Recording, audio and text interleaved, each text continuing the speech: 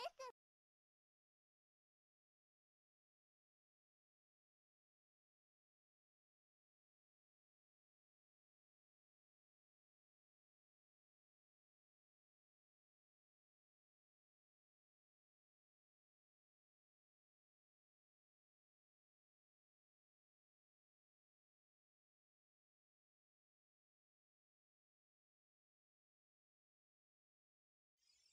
Hey, listen.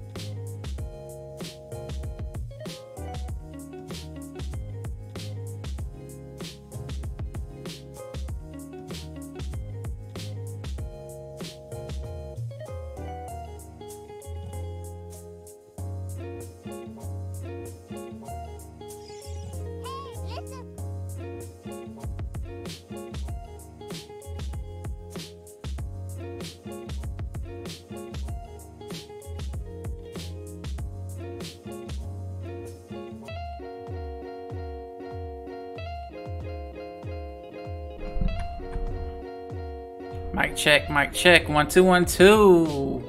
All right. Yeah, that's our. I definitely understand that. I hate when other people's fuck ups cause me grief. It's just like somebody else messed up, and then you gotta, you know, take the punishment. You know, that is never cool.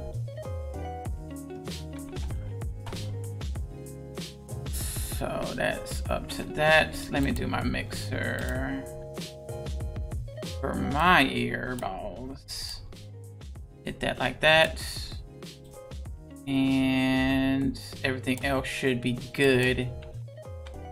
And then switch over to the mainstream. All right. Everything looks cool. I need to turn this guy on and that guy on. Make sure that's on, that's on. That is on. Okay, okay, okay. Sure, we'll throw that back up there.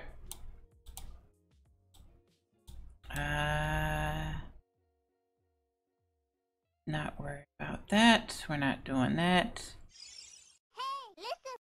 I appreciate the audio check. All right.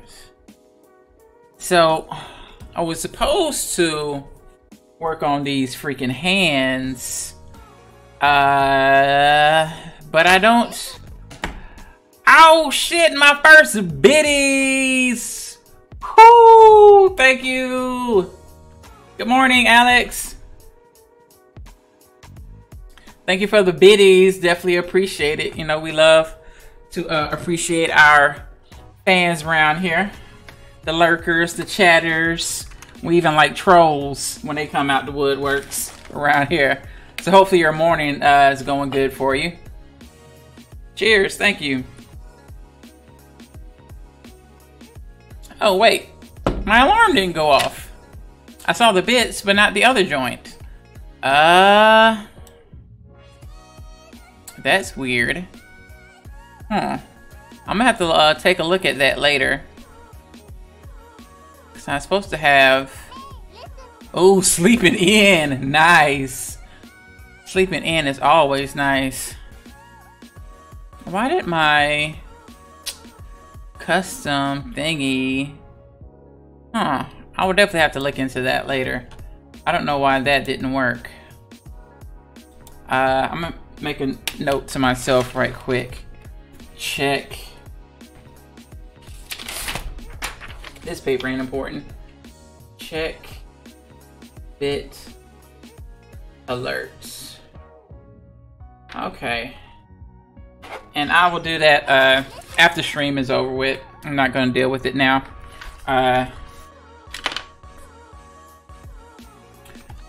But anywho, yeah, so I was gonna work on hands today, but I really don't feel like making my head explode with doing hands. So instead, we're going to do a new layer. Well, actually, first, let me lock this layer before I mess around and mess it up. And then let's turn on, do we want to do Brittany or do we want to do Destiny?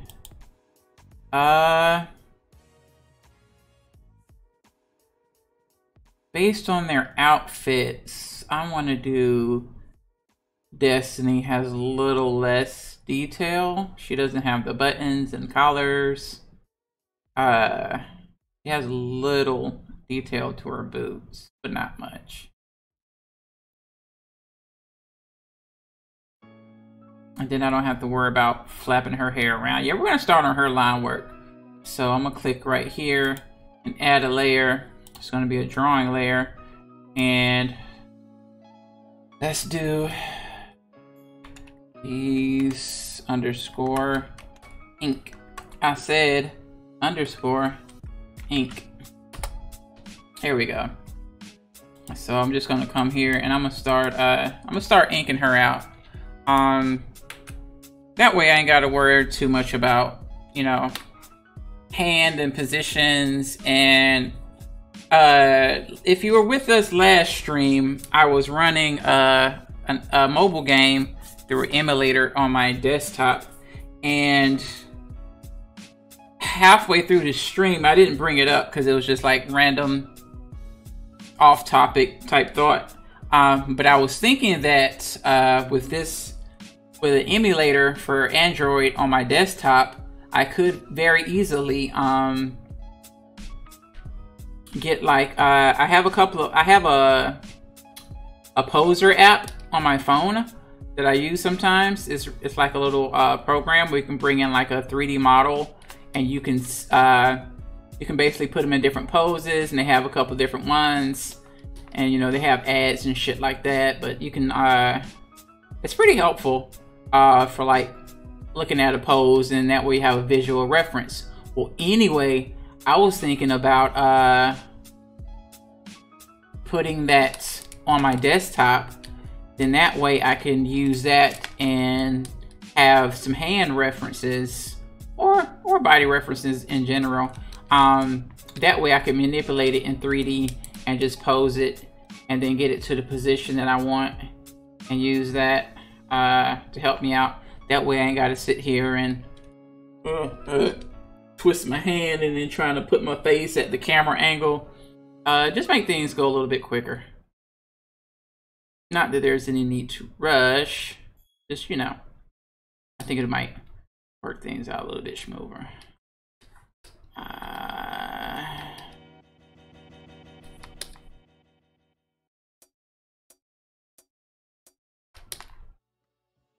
So hopefully everybody's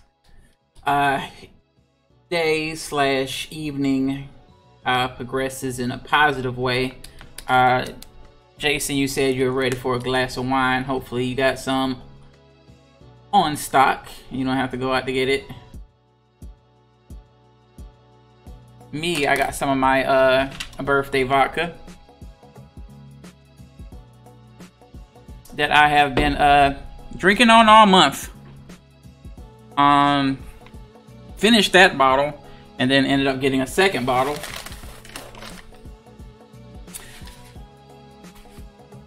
And for those that didn't know or didn't notice, if you're on Twitch, I have achieved all the qualifications for becoming a Twitch affiliate.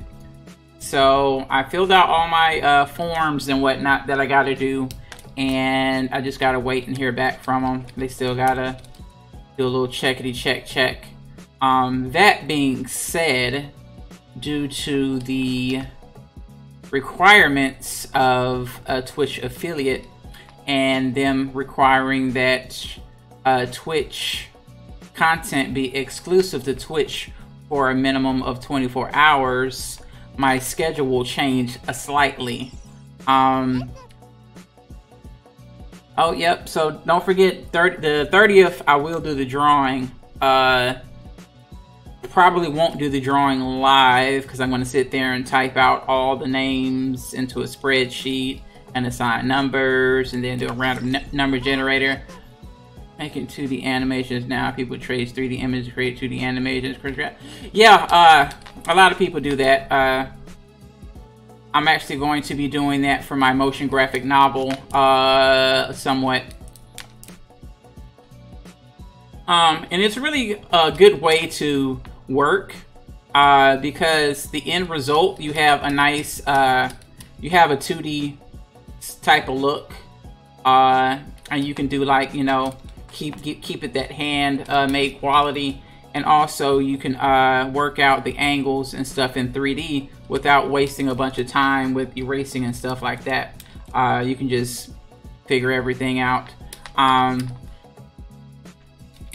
But anyway, like I was saying, my schedule will change slightly. I haven't not exactly 100% sure what I want to do, but I think what I might do is do my Thursday morning stream. So like right now, might have that one be a Twitch only stream. So like right now, people would only see me on Twitch, and then Friday night, do YouTube and Picarto stream.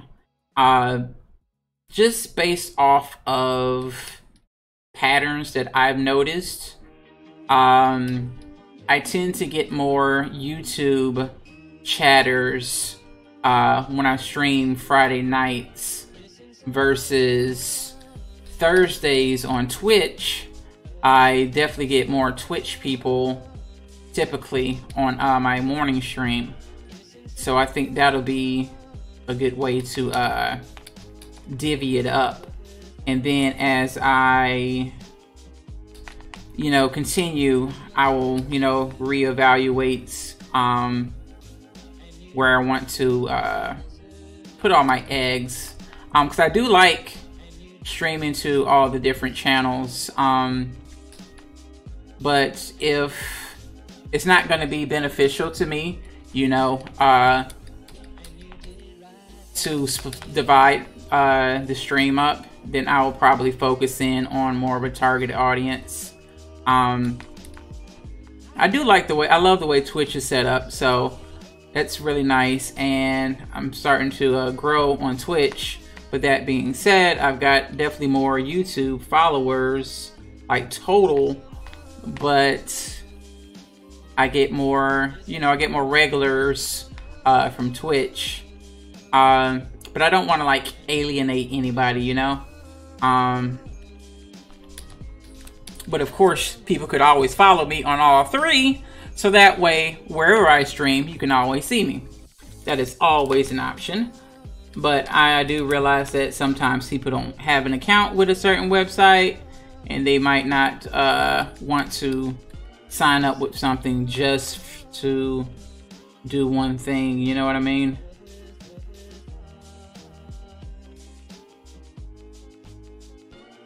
But soon I should have the official Twitch affiliate.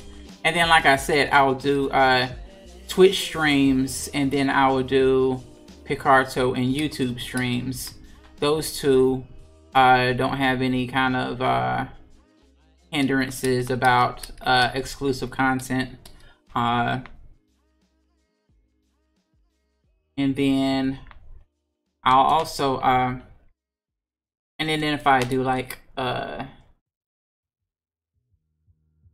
don't know, if I decide to do like another game stream or something like that, I probably would just focus on Twitch, because Twitch is more of a game platform anyway.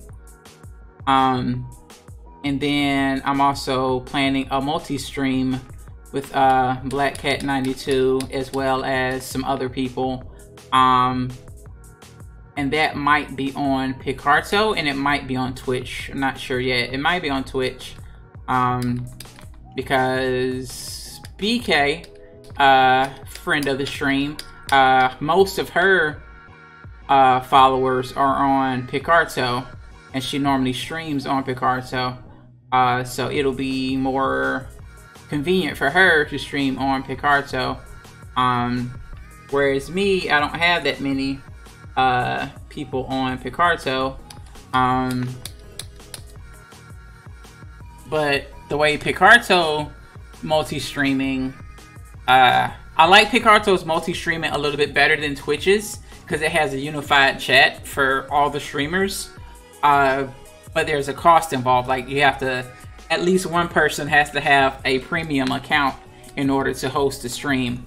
And so she normally, when she multi-streams, she normally multi-streams with Okami Kasha, who is also a friend of the stream, and you guys may have seen her in Discord.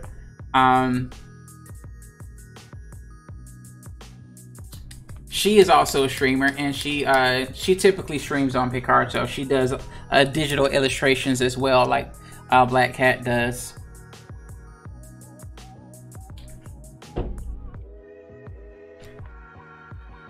And then they usually stream together, which is definitely fun stream if you guys ever get a chance to join in on their stream. But it's kind of hard to catch, because they live, even though all three of us went to school together, Okami moved out to California, so she's in a whole nother, she's on the whole nother coast than us now. But BK's, she's pretty local. Like, we live really close to each other. so we can definitely coordinate, you know, fairly easily as far as like doing like a stream together and stuff like that.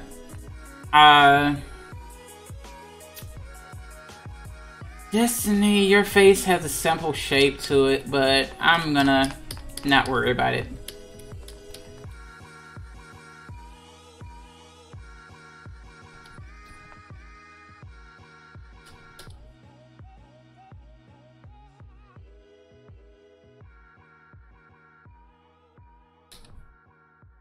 I really like her walk. She has a nice power walk with just the right amount of sass. Really in tune with her character.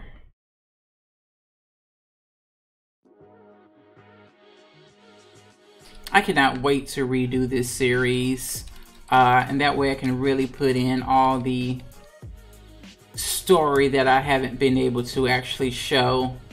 Like, I really want to show their college adventures. I really want to show some of the other sides of their characters. Like, one thing I've always, because I didn't want to put things in the series just to have it in there, but most of the time when I make a character, they have like a really fully fleshed out story, like where they grew up, you know, all their favorite foods, things, their favorite colors, you know, pretty much a whole psychological profile.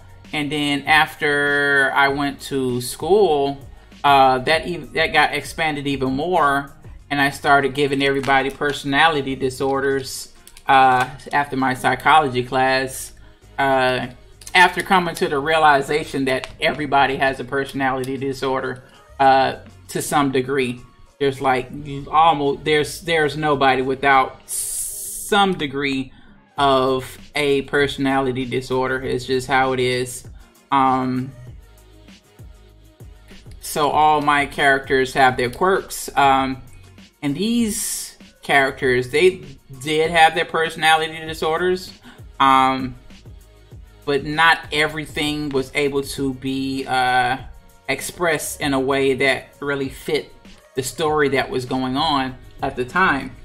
Because now I'm gonna be, when I do them, I'll be doing more in-depth, more detail, more probably longer productions. I'll get to explore some of the, you know, areas of their personality that were apparent, but I never really got to show as far as like the origin of it. Like for instance, you know, in the very first episode, Manny talks about how him and Destiny had been friends since preschool, and you know, he just kind of like makes a few jokes about it, you know, about, you know, eating glue and shit like that. But one of the things that I never really got to go into, because it was more of a serious topic, and because, you know, I wanted to keep it, you know, on the comedy genre, was that Destiny, because of where she went to school, you know, she was pretty much made fun of a lot and bullied a lot.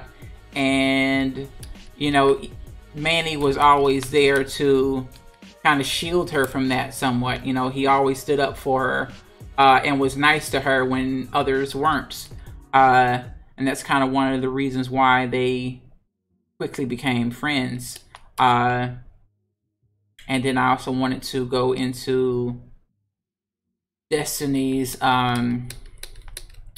intellectual background quite a bit, because the situation never comes up, but she's actually got a law degree and is very well versed in law. You know, pretty much passed the bar first time up. Can go to toe to toe with any lawyer, and that's kind of how the liquor box is able to operate in the way it does, is because she's behind the scenes handling all the legal issues. But I never really got to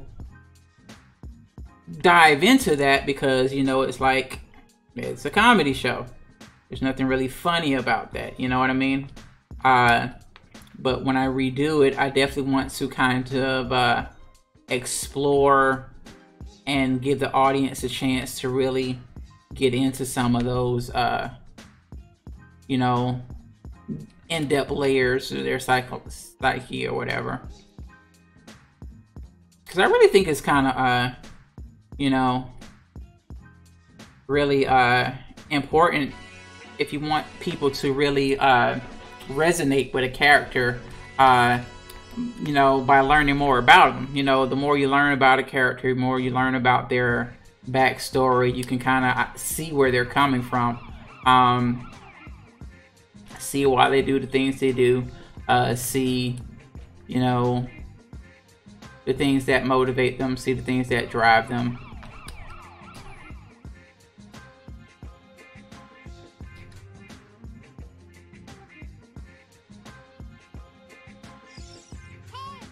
I border to my stream camera and I really like it. Nice. I know there's a lot of streamers that have like borders around their cameras and borders around their stream and stuff like that. And I always think about doing it. But I don't know. It's like I want it, but I don't want to put something there just to put it. Like I really want something to fit like a theme or something, you know what I mean? Which I might do once I start working on my projects on stream. The first being will be my card game. And I cannot wait to get that party started. I'll definitely be starting working on that on stream here shortly. I'll be doing artwork for it and hanging out pretty much like this, but doing the artwork for the game. First couple of times I do it, it'll probably be more of the experimental type of deal, because I'm not quite sure exactly, you know, how I want to do it. Do I want to do hand draw? Do I want to 3D model some stuff and render it out? Do I want to do some kind of hybrid? Do I want to, you know, do like procedural stuff? And do I want to, you know, do hand painted textures? You know, it's going to be kind of a, what do I really want to go for, you know? And we'll probably do several versions of the same card and then kind of go from there to kind of see what I like, what's speaking to me, what's jumping out, what's kind of, you know.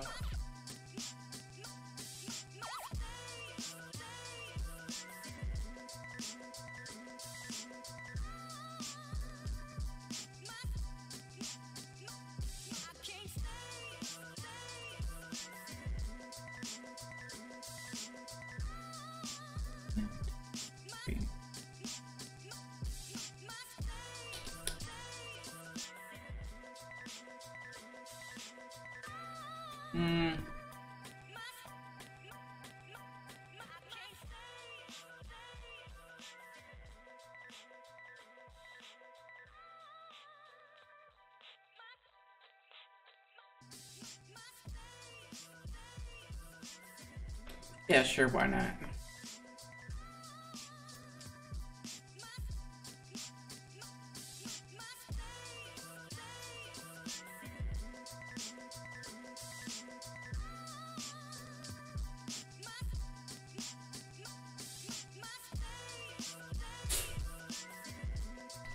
Okay, that'll work for now. And then just like Manny, I'll go in and do like a detailed pass on head and hands, because fuck that for right now.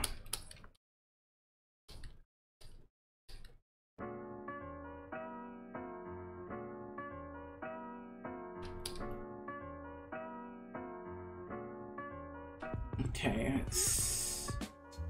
I gotta get a count. I think she has 8 drawings in her walk cycle. Let's see, we got 1, 2, 3, 4, 5, 6, 7, 8, 9, 10, 11, 12, 13. She has a 14 drawing walk cycle. Okay. So 14 drawings times 2 is 28. Okay.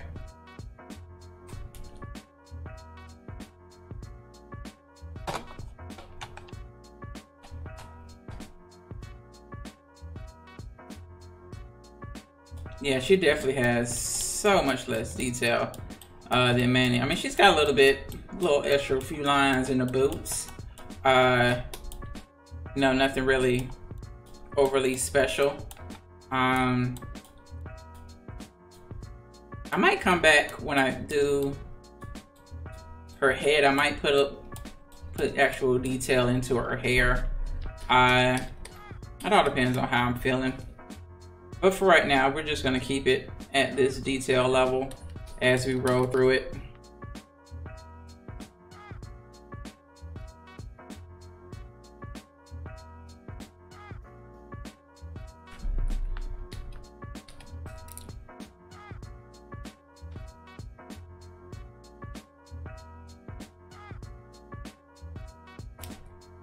I got birthday biddies. I got birthday biddies.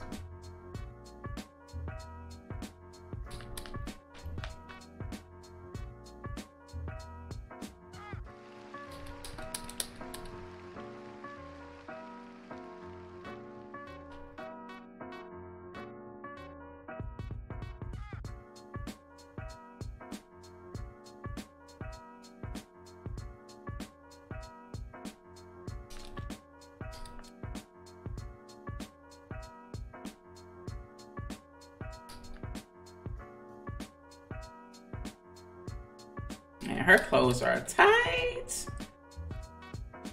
This shit is practically painted on. I can dig it.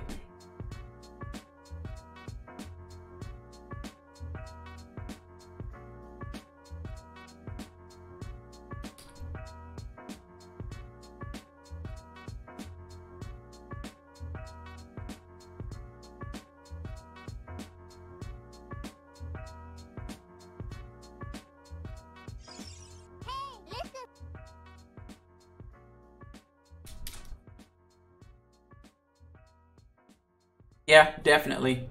Definitely helps keep you keep your reference in check. And it'll also help keep your volumes in check, which is very, very, very important if you want to do anything that resembles decent animation, really. Because even if you're doing something unrealistic, you still want to keep your volumes intact, because your volumes don't change. Your object or character, whatever, can change the shape, but the volume doesn't change. That's just, you know, physics 101. You can't just have more material all of a sudden without it coming from somewhere. You know, it's the same amount of material. Even if you melt your character into a puddle, it should be the same amount of character. And then, you know, when they come back up, you know, it should look, you know, relatively, you know, the same amount of character. You know, getting those volumes stay the same as part of the principles of animation, and it really jumps out if not done correctly, especially when you're doing people, or really any object, but people really jump out. Because, like, if you have a character that's, you know, 6 feet tall, and then all of a sudden he's 4 feet tall, or he's got one arm bigger than the other arm for no reason, You know, people notice stuff like that.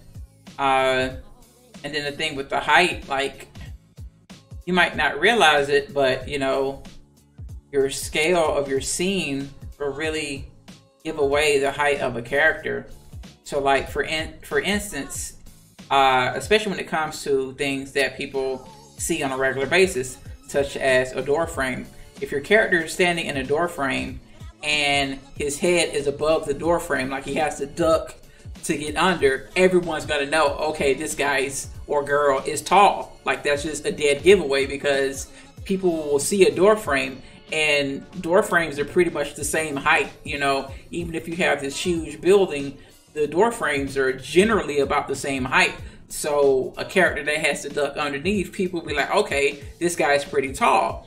And then if you have them later on, say 3 or 4 scenes later, they're standing there talking to a character and they're like eye to eye with that character, people are going to know that that other character is just as tall.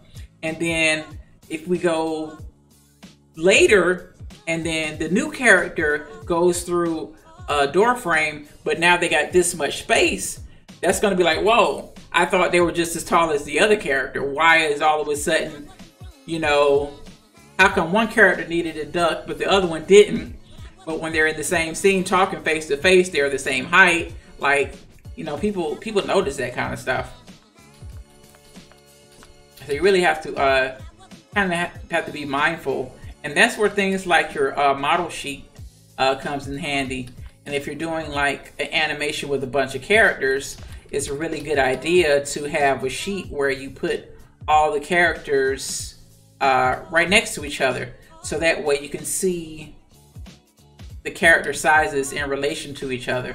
So if you want, you know, person A to be taller than person B, you know, you can put them side by side. How much tall is he? Does that person, is there like a whole head, you know, height difference? Is there half a head? Is there, you know, just a little bit of difference between the two characters?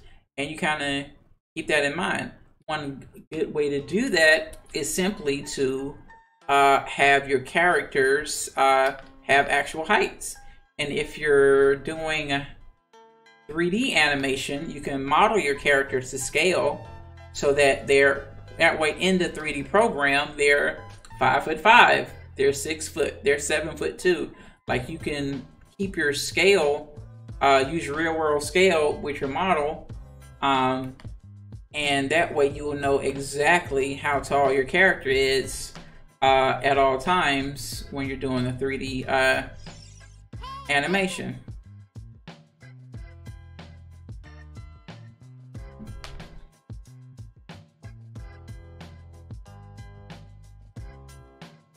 So once again, I'd like to thank everybody for helping me achieve that follower goal for Twitch.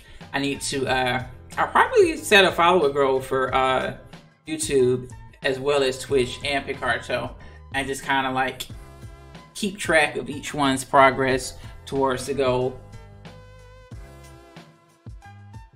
Because goals are good. It's good to have goals. It's good to set goals and work to achieve those goals.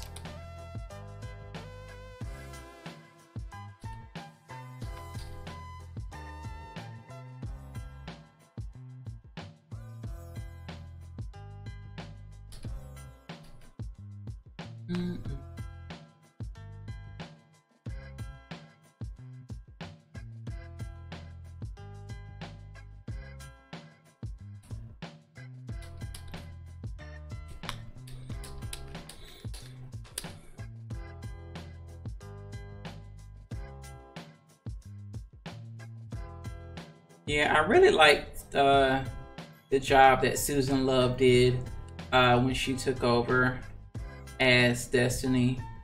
Because her voice brought with it a bit of maturity in her voice that was very fitting with the characters. Although Chickadee Films did do a good job, her voice definitely had a very young sounding voice, which isn't necessarily bad in itself by any means, but it just I think Susan Love's voice just kind of fit a little bit better. Just a little bit. Well, not just a little bit. I thought it was a good deal. I just don't want to make it sound like, oh, this person was better than that person, because they both did a good job. And they both portrayed the character the way I intended them to. So they both did a good job with just two different voices.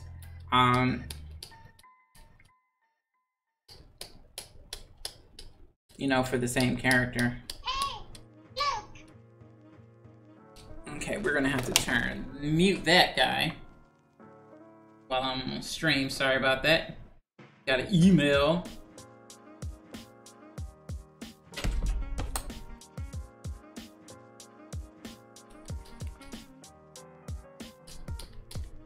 Okay, so we're on 3.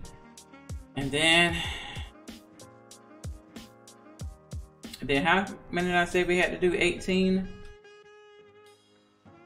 Something like that. No, wait, it was like 28. No, 14. Okay.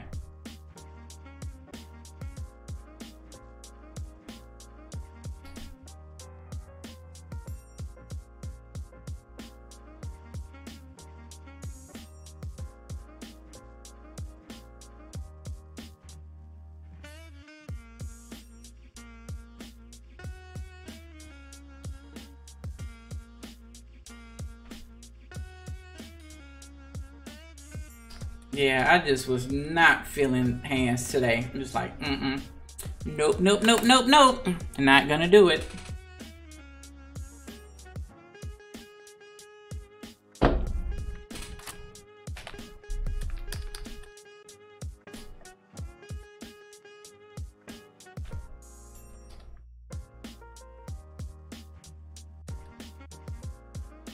All right.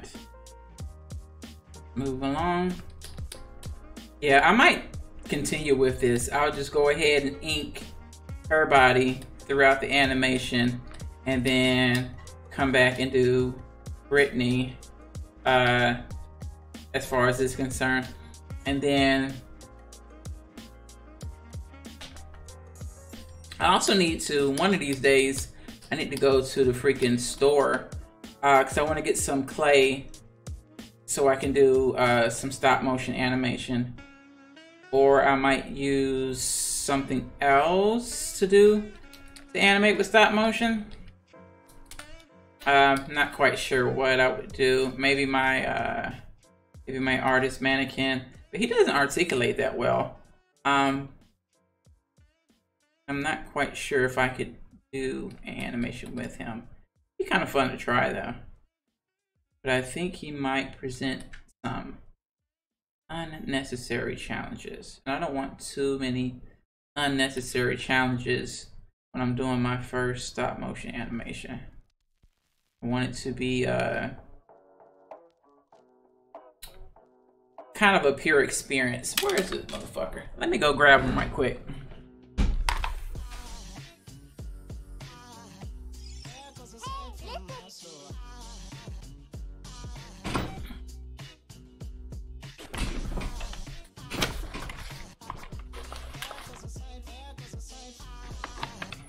Yeah, hands are always going to be annoying.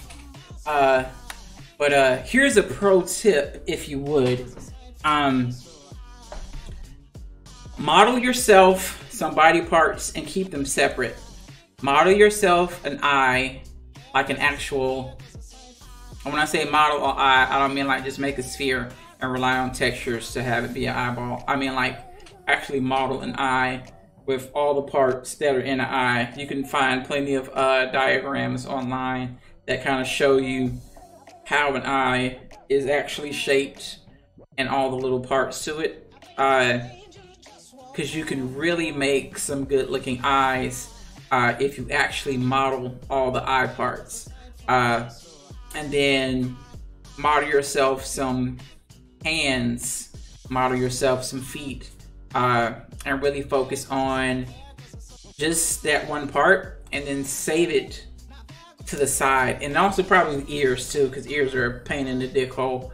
And keep those in a separate file. That way you can bring those into a model that you're already modeling. So that way you model everything but the hands and feet or whatever, ears, eyeballs, and then you import those models into your 3D scene and add that to your character. That way you don't have to remodel a hand every single time. You don't have to model feet every single time. Granted, it's not one size fit all. Not every character is going to have the same exact hands. You can definitely make adjustments from that. But having a resource on tap that you can just pull into will definitely make things progress kind of, you know, quickly. So there's this guy, you know, your typical artist, mannequin guy. He does hold, he's kind of old, so he's has some wear and tear. Like one of his magnets is gone on the bottom of his feet. The other one's still there, but this one's gone. It's around here somewhere. It popped off. I've been meaning to find it and glue it back into his foot. I'm not sure what kind of, maybe I could make him do a dance or something, but he doesn't really move that well, because like his core can kind of move, but you can't really twerk it that well. Head, you know, neck is kind of stiff, but the head does turn, which might be pretty good for for an actual stop motion, because you don't want it to go into a position and then move on its own, because you're going to want to be able to take a picture of it, obviously, so you're going to want it to be able to stay exactly. I could try a walk cycle. I mean, walk cycles, you know, kind of like that animation 101 exercise, and I don't want to do anything that's overly complex. But that being said, that's generally kind of boring. I mean, but I would need to do,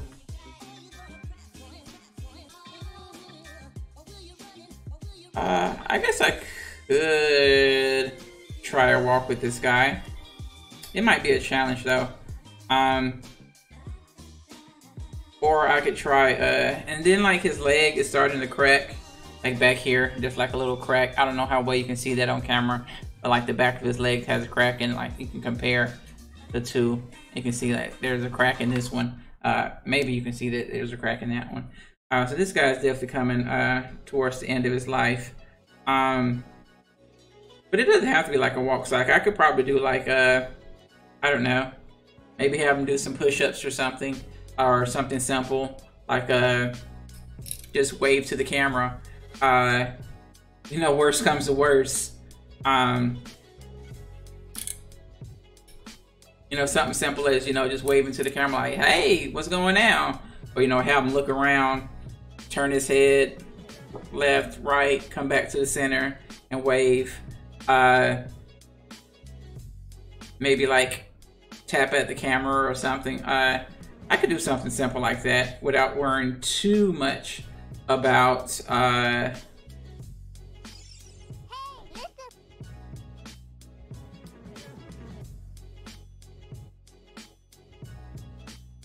yeah, that's definitely an idea. But like I said, I don't want anything too complicated. I don't want too many additional challenges other than just the basics of this is how stop motion goes. The other idea was to get some clay and model out some clay and do a simple ball bounce, which is even more basic than a walk cycle.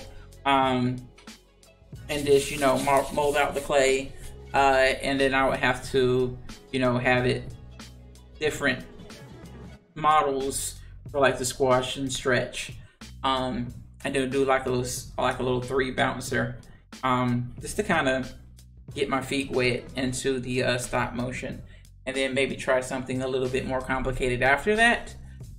Is definitely an option. What else could I stop motion? I don't know. I've got like a car, but I mean, but other than it driving down the street, you know, there's not really much I could do to it. I could maybe have it do like some kind of stunt where it's like driving and then do like a turn slide into like a parking spot. That would be kind of cool to do that with like a model car. I mean, it's not just like a small little model car, and it's actually the same kind of car that I actually drive.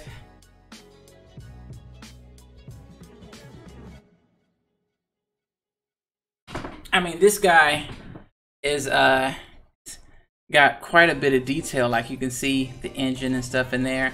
This is an Acura TL, similar to the one that I drive, and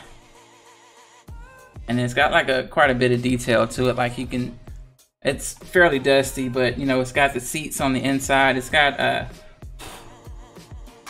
man, it's quite a lot of dust. It's been a while since I touched this thing. Like the trunk opens, you can see inside the trunk.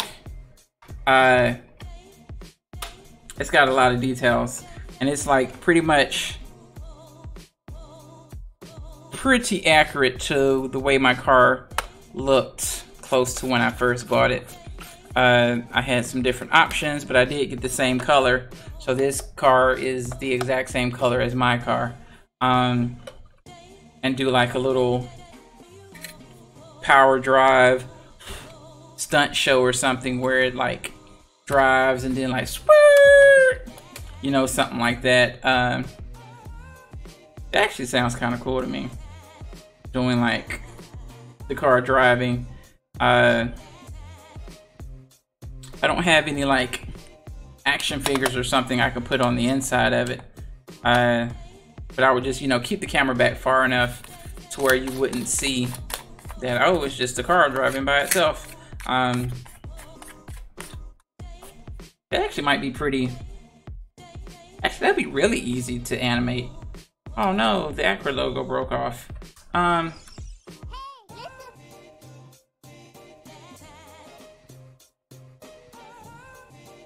Tire marks might be complicated to do.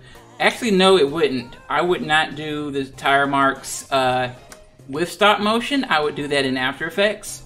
I could probably do some, I could definitely do some smoke in After Effects and make it do like a burnout. I would probably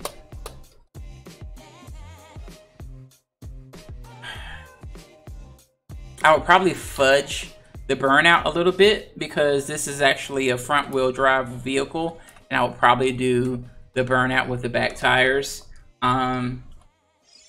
just because that's typically how people normally see them. And then like, see how like the suspension and everything actually works. Like it's a really well done model that I bought online. Can't remember. It was definitely close to when I first bought the car. But like the moonroof opens. Yeah, it's definitely got all the and the seats go forward and back. Like this thing's got all the little details that is pretty insane. I actually think I might do the car now. The more I think about it, the sweeter that actually sounds. Get some music, do some smoke, do some After Effects for like the tail lights, maybe do something for the headlights. So it'll be a combination of stop motion plus some compositing, and a little bit of dynamics with the smoke. I'm glad I turned my head and noticed that. Like, I'm probably, yeah, I'm gonna clean this guy up, and that's gonna be my next project. I think I'm gonna start that next stream. So tomorrow night, I actually might start that, or I might wait until next week. That way I have a little bit of time to do a bit of planning on, you know, what all I want to happen. Like actually maybe do some thumbnail sketches or get some like reference videos of a car scene. I only have one car model. No, I don't. There's another one in the house somewhere that my wife got. That's like her old school Chevelle SS something or other, old school muscle car that she loves. But this guy, on the other hand, I think would actually be kind of cool. And then, now I'm sitting here thinking, like, what if I were to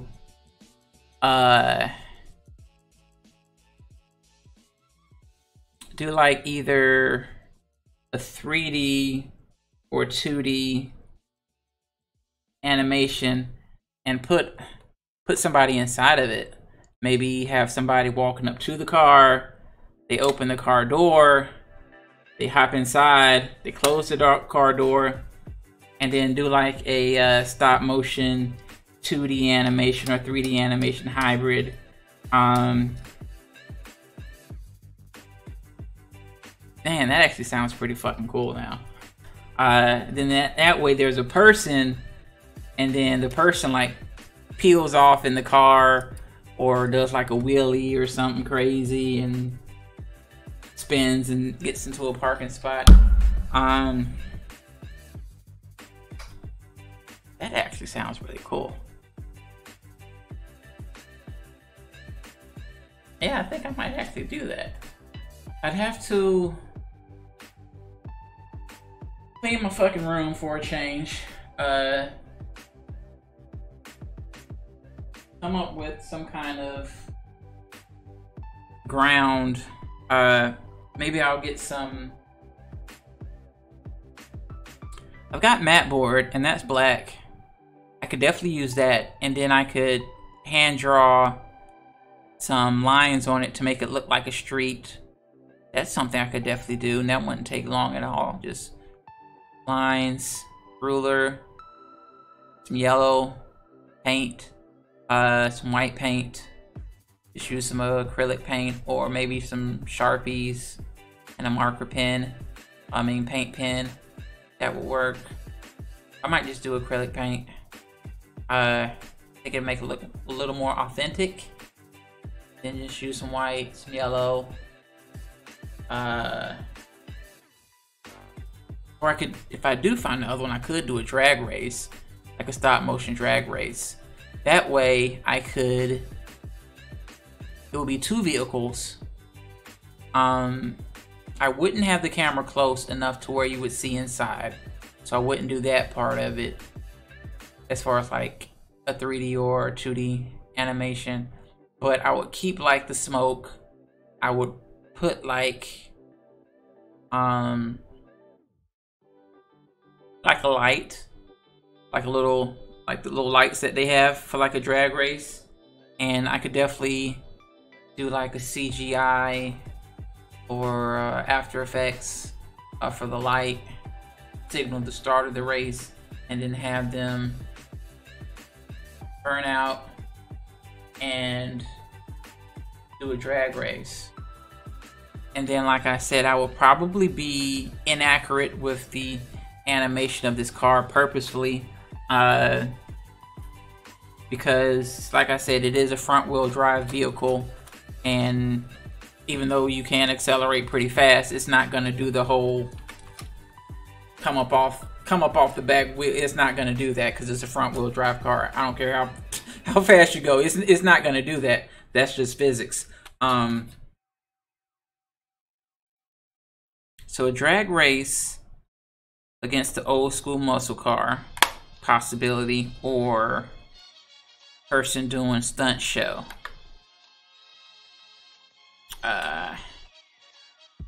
Either way would be good.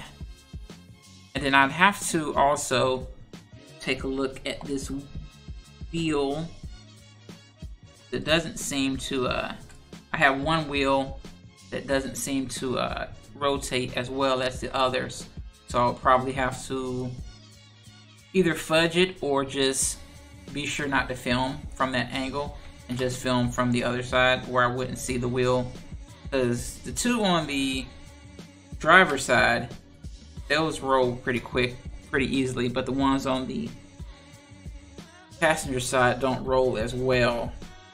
There's a bit of stiffness to it, so I wouldn't want, yeah, like sometimes if you're, like I'm just sitting here rolling it back and forth, and there's a little bit of it where the wheel doesn't spin and it just drags along. So I wouldn't want that to be seen. How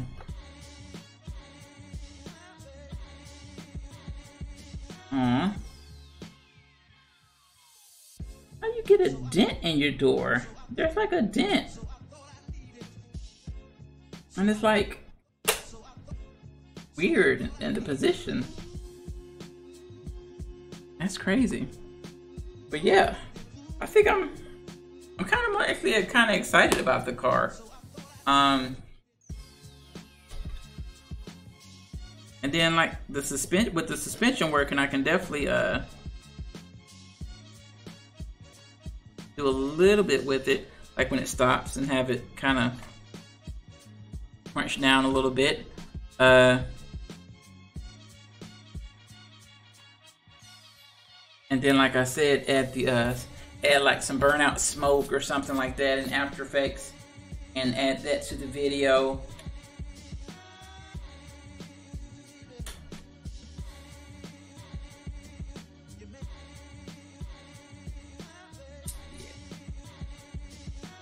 That is I think that is the official plan for right now.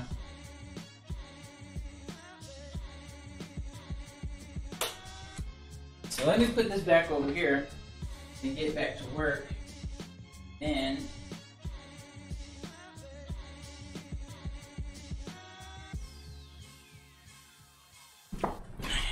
then while I'm at it, I can think more about that.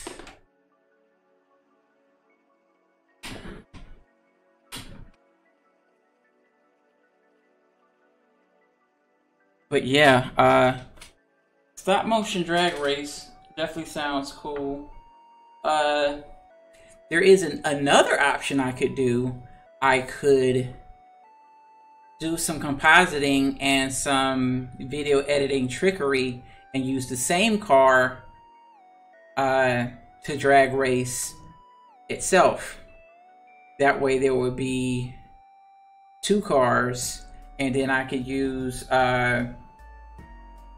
some After Effects or something to change the color on one of the cars, so that way you can, you know, distinguish. So there'll be like a silver car and like a black car or something like that. That's something I could definitely do. But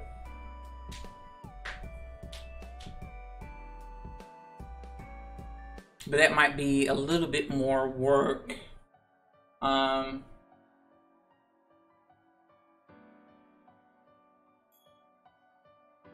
Than it needs to be, when I can simply just, you know, use another vehicle or do a solo vehicle. Because like I said, I don't want to overcomplicate things with things that are going to add too much challenge on that first project. Other than, you know, making sure the stop motion story time travel. Erase yourself. Yeah. Definitely don't want to overdo it.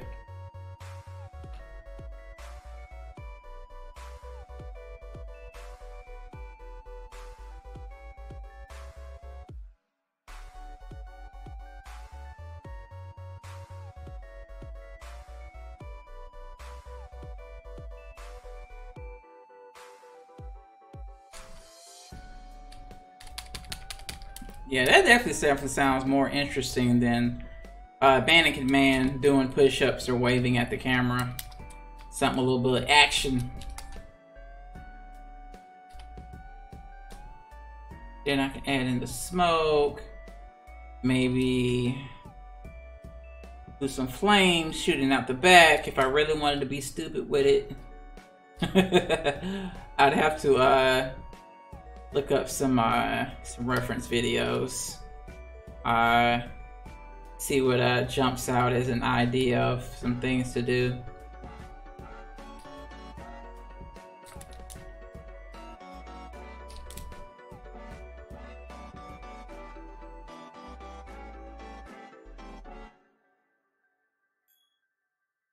Yeah, that'll be fairly interesting to do.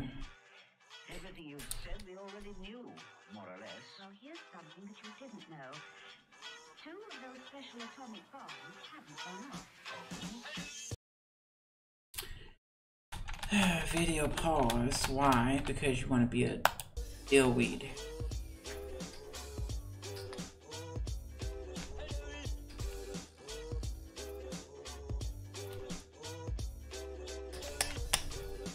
Hello? There we go. Wake up. Anybody should be sleeping around here. Should be me.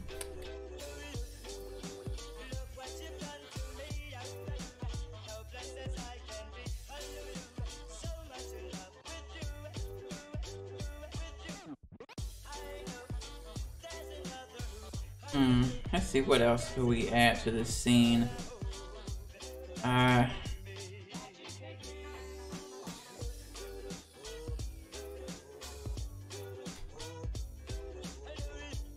You know, if I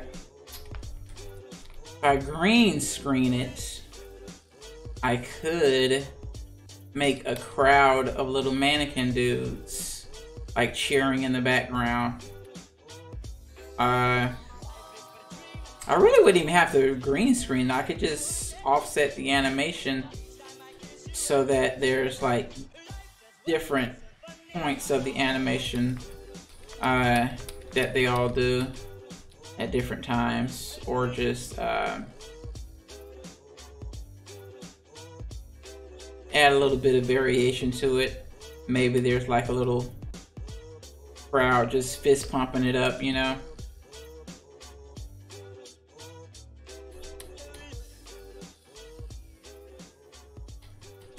That might be a possibility.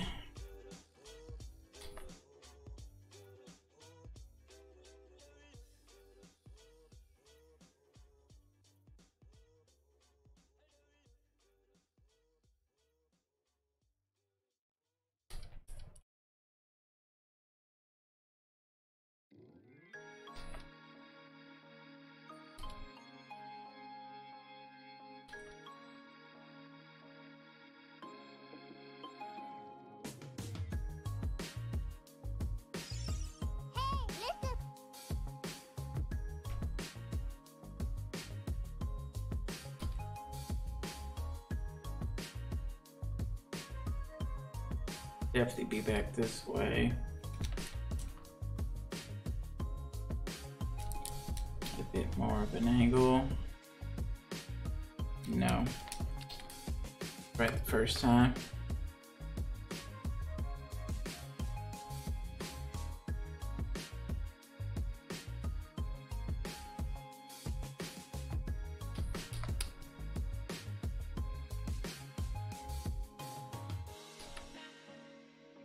So let's see. What else is hot in the streets right now? Comcast finally got off their ass and put the season finale of Midnight Texas on. So I finally got to watch the last episode. That damn thing, last episode came out weeks ago, and they just now freaking put it on demand. Meanwhile, the rest of the season has been on demand very long time. I don't know if y'all watch Midnight Texas. You probably should if you don't. It's a really cool show. Let's see, show with about a town that is ironically called Midnight Texas. And this particular town is home to a lot of supernatural people. Like there's a witch, there's a vampire, there's like a were-tiger, which is like a werewolf but turns into a tiger. And all types of other like supernatural beings, and they all just kind of like live in this town and try to live just like a nice, quiet, normal life.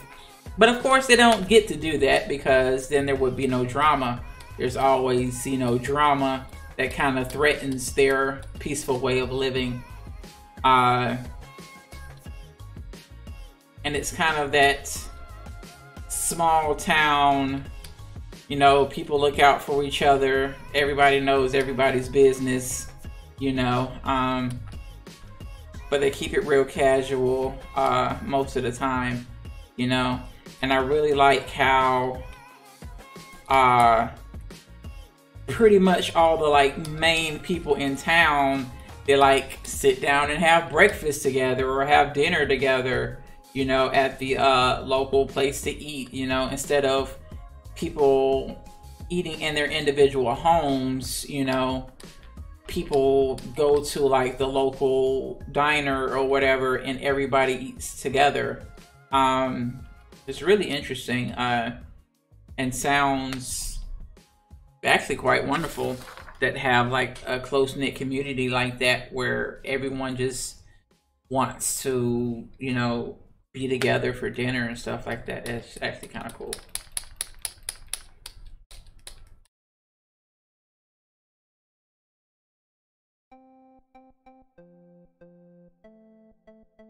Alright, let's block out these monstrosities.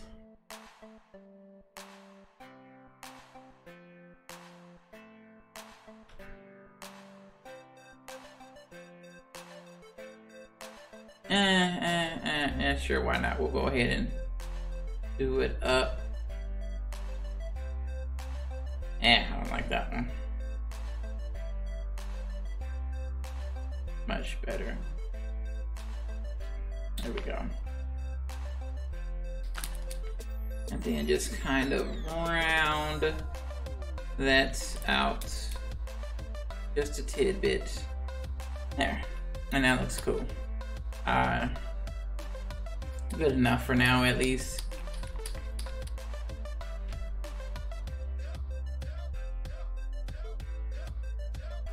I really, I'm gonna have a nice long hand session that is gonna take flipping forever. But it is what it is. I mean, in all honesty, I really could keep the hands just looking like that, but I really want to like get the proportions of the fingers and all that kind of stuff locked in, so it looks a little bit more realistic, just a little bit. But I don't want to go. Probably shouldn't try to go too realistic, because then it'd be like, you got all these details in the hands on like a simple like line character. But it is what it is. I might leave them closer to like that, and then just kind of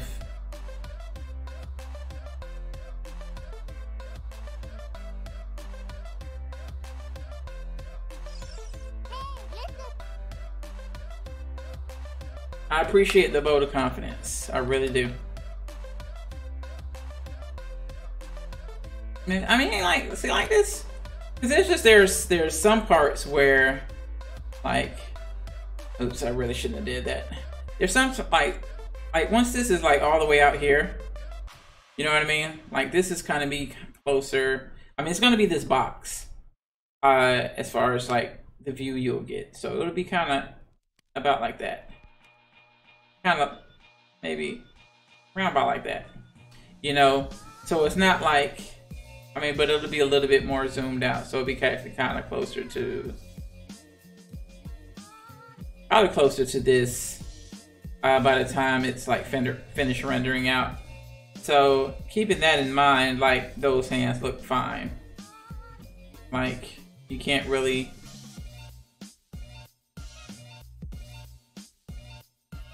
I think they look fine, like from here. You know, now that I've actually zoomed back, these hands do kind of look fine. Like, I kind of need to clean up Manny's a little bit more. You know, in some spots. Yeah, there's definitely some spots in there where I probably need to redo some hands. But I think I changed my mind about wanting to just go back and just redo all of them. To keep the consistent level of detail. And to not put too much stock into them. I mean, as long as they look good, as long as they don't have 6 fingers or 3 fingers, you know, randomly throughout. Thumbs are on the right side of the freaking hand throughout. You know, those are the main things. And then keeping, like right there, the hand looked really good. But just, you know, just kind of like do a little bit of touch-up work on the hands. So like right here, where he has pretty much just like a knife hand, go in there and kind of round out the fingers just a little bit, so it doesn't look like he's got a freaking flipper. You know, little stuff like that. I'll still go back and redo, but I probably won't do too big of a big deal with hands. You know, now that I've kind of pull myself back for a little bit and say, hey, think about the final product, think about how far zoomed out you are. Kind of like the situation like we had with our stripper, where I was spending all that time worrying about how cross her eyes were, but at the end of the day, I had that camera so far zoomed out, you can't even see her freaking eyes. Like, but that being said, it's there, so if I actually did want to zoom the camera in, I had that option. So, you know, this is slightly a different situation in that my camera here is already set.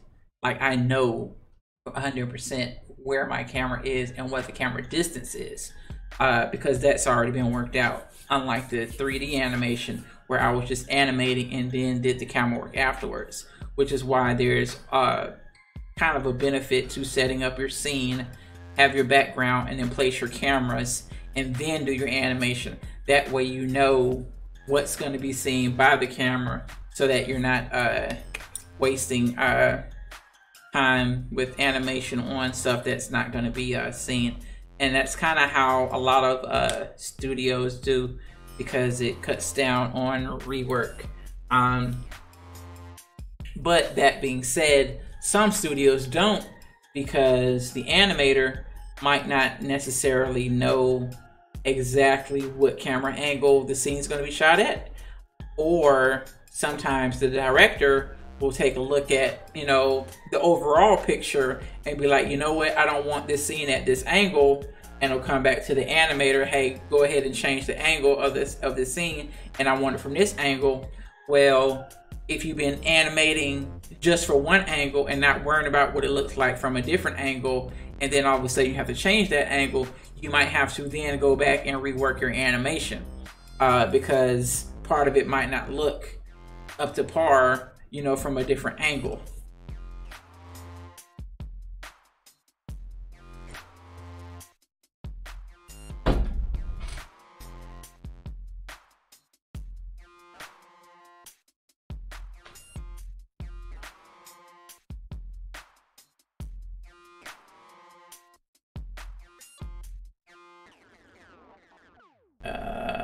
Where you at, girl? There you go. I'm gonna try and get a good chunk of this done, but I'm definitely thinking a lot more about the stop motion. I definitely want to try to get... So, Jason, let me know your opinion on this. Should I do planning of the scene off stream and then start on the scene construction, or would you want to see kind of that process of me brainstorming, looking at reference videos, and kind of coming up with what I want on stream? because you're pretty much a regular here, so I'd like to hear your opinion on that.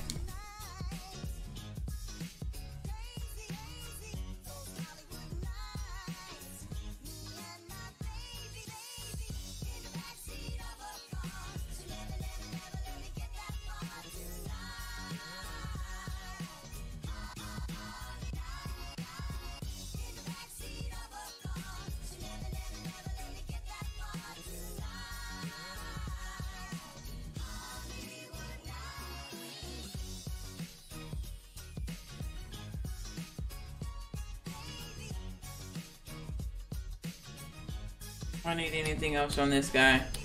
Nah, she's good to go.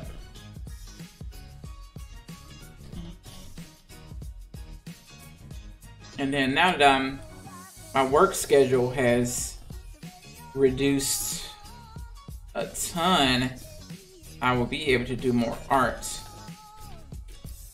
Because now I am down to only working 40 hours a week, and I am welcome of only 40 hours a week, because I was working 57 for quite a while. Months, actually. That is a lot of overtime.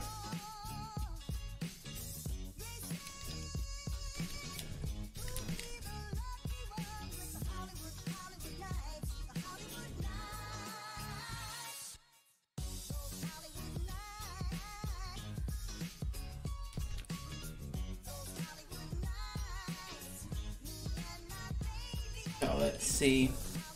What else? I generally have planning on stream. It would be interested to see how you plan things. I think that's always interesting to see how others plan, because it might help me think of something. Yeah, sure, okay. I might do that.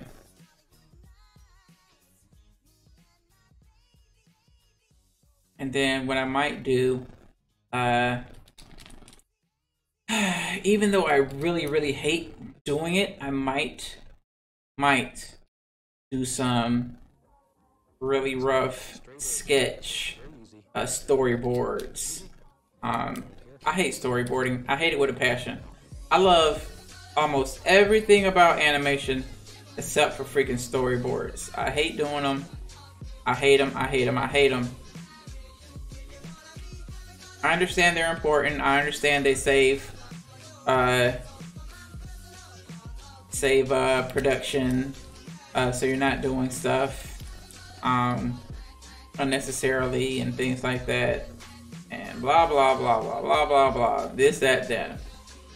Storyboards are awesome. I fucking hate them. One, because no matter, with my workflow, no matter how well I plan stuff out, and I have come to this realization over the course of years, no matter how much I plan stuff out, something always changes. I always start to make something and then go, ooh, I want to do that instead. Zilka! Z-Man, what's up? Thank you for the raid, Dark. How's it going? Welcome to the stream. Oh my god, 2 RJs. Alex. There's only one and only, baby. You know it. I hate storyboarding. I have just made a sketch of the scene that I'm going to be using for my next Asian mission. Yeah. But yeah, I can't stand storyboarding. That is some old ratchet shit. Z-Dog, what's up? Yeah, I was supposed to be, welcome to the stream, everybody. I was supposed to be doing hands, for those who were in stream last. I said I was gonna work on hands, but damn it, I'm not in the working on hands mood. So I decided to switch characters and start on her line work. Just for her body. And then we'll do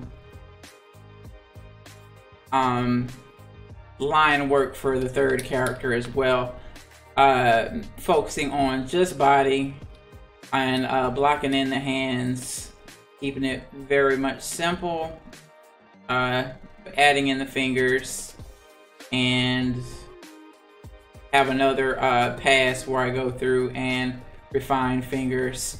We're also discussing on stream my next project, which is going to be a stop motion action scene with at least one car, possibly two cars.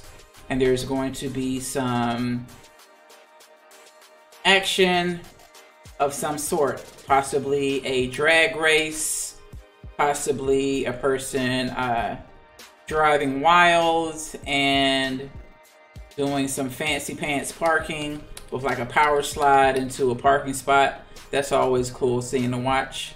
And I'm going to be doing that with stop motion. And so we're probably going to be planning that out next stream, which will be Friday nights for those who are unfamiliar with the schedule. I stream Thursday mornings and Friday late nights.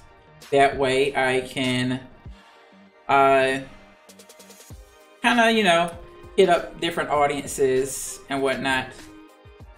Also, for those who are not in the know, if you will take a look at my follower count, whoop whoop, get ready for affiliate status. Not quite affiliate status yet. I filled out all the paperwork and they got to do the stuff on their end. But am looking forward to becoming affiliate status here soon.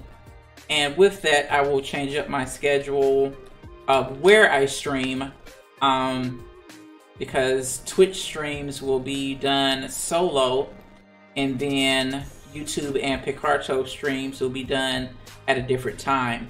Either I will split and do half and half, or maybe do Twitch day and Picarto / YouTube day, which is kind of the way I'm leaning at this moment. I will probably try it out for a couple of weeks after I get the official humana, you're an affiliate. I'll probably try a couple of weeks with both to kind of see which I like more. BK having a morning vape, that's okay. You know, I know you gotta wake up, get your morning routine. We was talking about you earlier. How long have I been streaming? Since 9 o'clock. So in about an hour and a half. You didn't miss too much. Just a few announcements about this, that, and the other. Nothing you can't get caught up on. So yeah, so next stream be doing the stop motion planning. We'll probably be doing some storyboard, thumbnails, super kindergartner sketch type stuff. Just because, oh yeah, since we did hit our affiliate goal, there will be a raffle. You will win cash money. You get your tickets by following on Twitch, YouTube, Picarto, joining the Discord, donating biddies, donating the cash. All those details are there in the chat on how you get your raffle tickets. And I will do the drawing on the 30th. I will put all the names in an Excel spreadsheet and give everybody a number. Then I will pull up an internet website random number generator to pick the winner. So obviously, the more times your name is in the spreadsheet, the more times you, the more chances you have to win.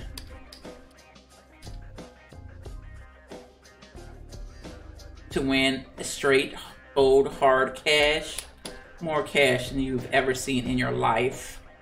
All as a thanks for supporting the stream. And as a way to give back to those who have helped me achieve affiliate status here on Twitch. And I'm probably gonna do another drawing.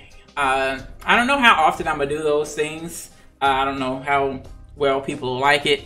Maybe people might think of, maybe they want something more creative instead of just like straight cold hard cash. Maybe they want, I don't know, some free art, maybe like a GIF animation of a character,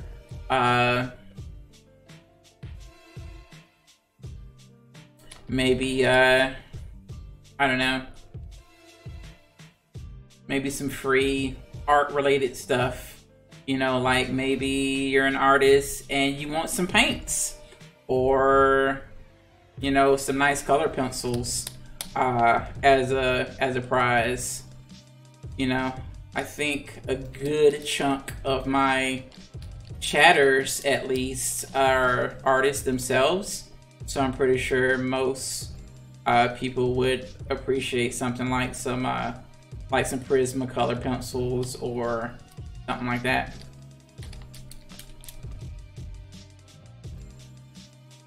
But everybody likes cash. At least I do. I don't know about y'all, but I like cash. But the only thing I like more than cash is free stuff.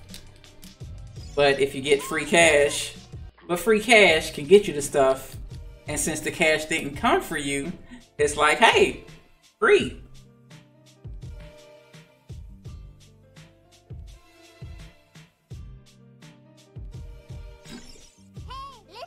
Yep, see, people seem to, that seems to be the consistency, that people like cash. Well, there you go.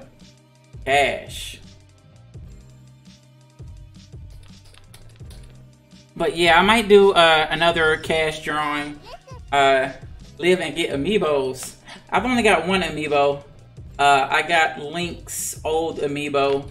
I bought that so that I could get the spinner in Hyrule Warriors. That's the only way to get that weapon for Link, is to have a Link amiibo and touch the controller on the Wii U. I think the amiibos are kind of cool.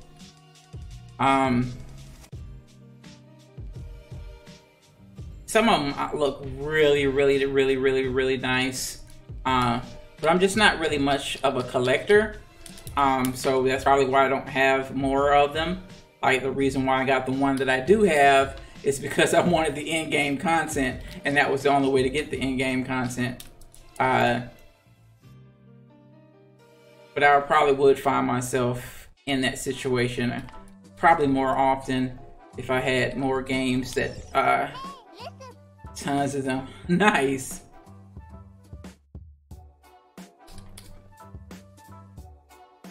You have any because I know some of them are kind of rare. They've only made like a few or handfuls of them or whatever. Just kind of like the intention of them.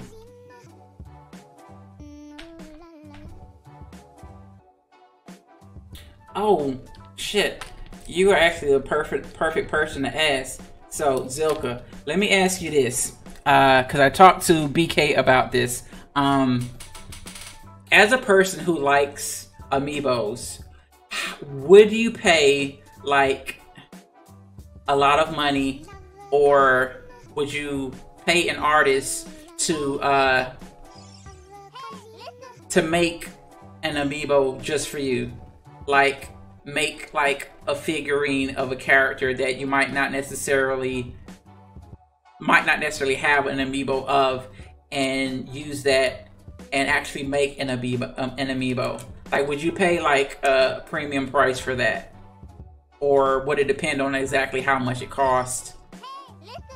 So, going to get some sleep. All right, take it easy, Jason. You're like me, you work the night, so I definitely understand. Hopefully you got that glass of wine that you needed, and you can relax away the rest of your day.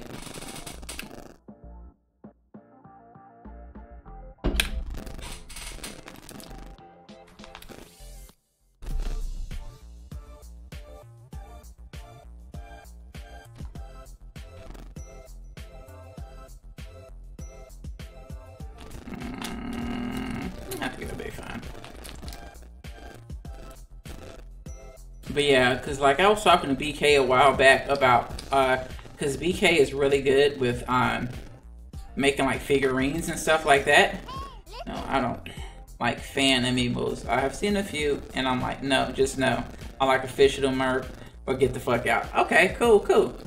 Thanks for your opinion on that.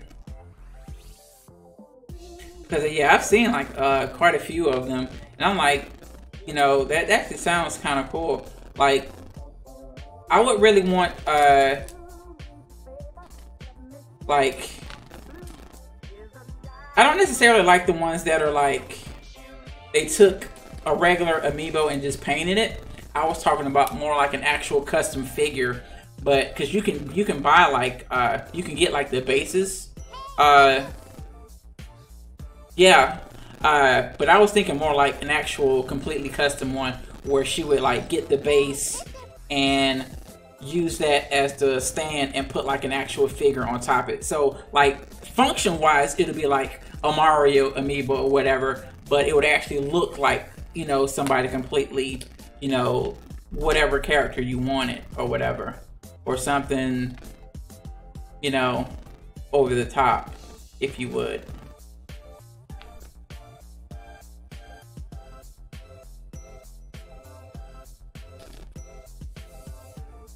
Yeah.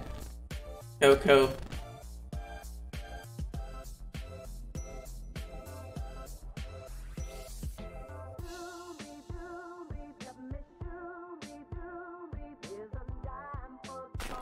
Yeah, I really like I kind of like custom stuff. You know, it all depends on what it is or whatever, and you know how the detail level and how well it looks. Yeah, there's not. I definitely understand you about wanting, you know, official stuff.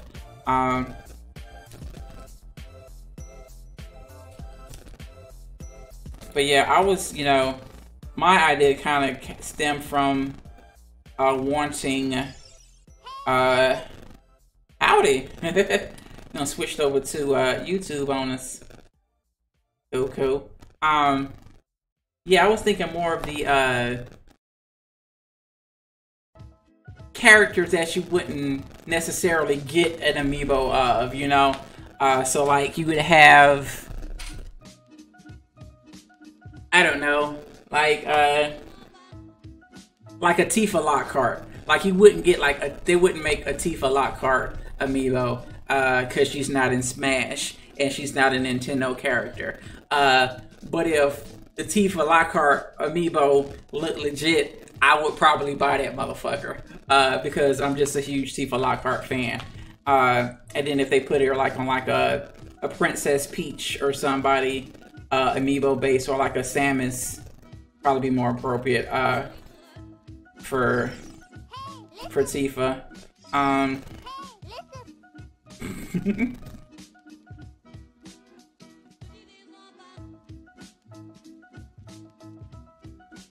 Oh no. Well, there you have it. Yeah.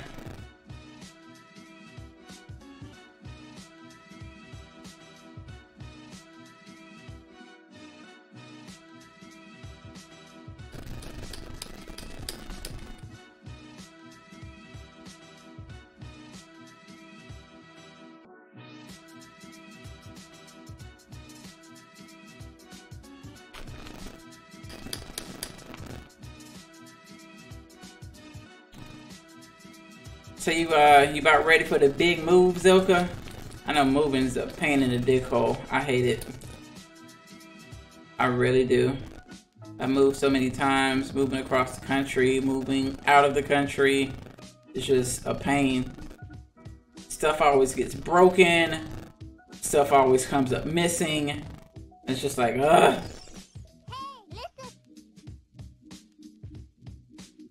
You know what? You pretty right. That's probably why she's not in Smash, because she will smash everybody out the freaking frame.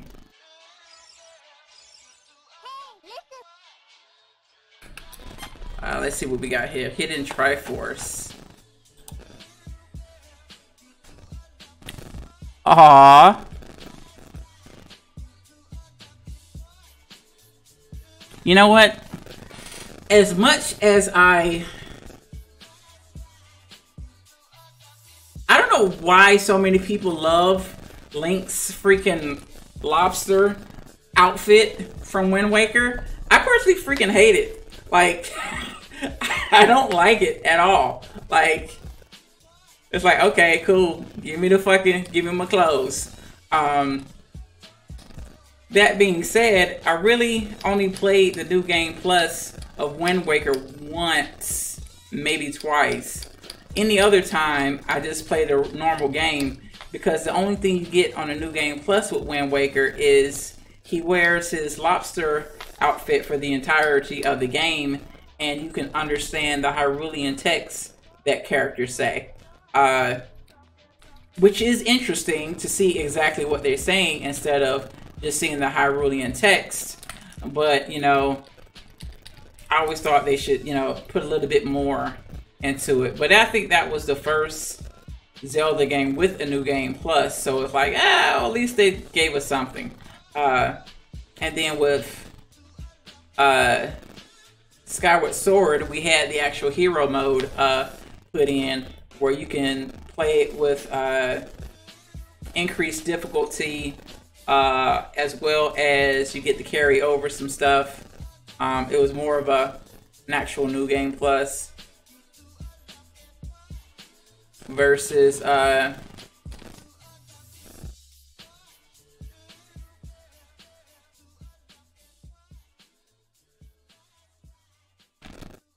you know what I mean, just like you're just playing the game over and you have something like, I don't know, being able to understand some text. It's kind of more of a reason to actually play, you know, Skyward Sword a different time, because the hero mode in that is really, really hard. And I thought it was a really good addition to the game, because that was like my #1 complaint about Twilight Princess, was that the combat difficulty was too freaking easy. Like, I thought it was ridiculously easy, and it just kind of made the game not really as enjoyable for me as a gamer, because it's like, okay, I want some more difficulty. That's why I'm always a fan of having, you know, optional bosses or other things in the game that kind of, where the difficulty can be there, but it's not in a way that will hinder someone who doesn't want that difficulty. Because I know there's always going to be people who don't want a lot of hard challenges. They just want to play the game for the story and just have fun and not really beat their head against the wall. And then we kind of went into it a bit before on a last stream when I was talking about Alone in the Dark and how that game was hard for all the wrong reasons. You know, it's hard for like bad controls and stuff like that. You know, I don't like that kind of hard. I like challenging, because you got to figure out how to defeat this freaking boss. You can't just power your way through it. You got to actually use some freaking strategy. So I really hope, no spoilers please, but I really hope that Breath of the Wild has some really good difficulty. And now that I'm not working damn near 60 hours a week, I can actually get around to playing it sometime soon, after I finish my replay of Twilight Princess and Skyward Sword.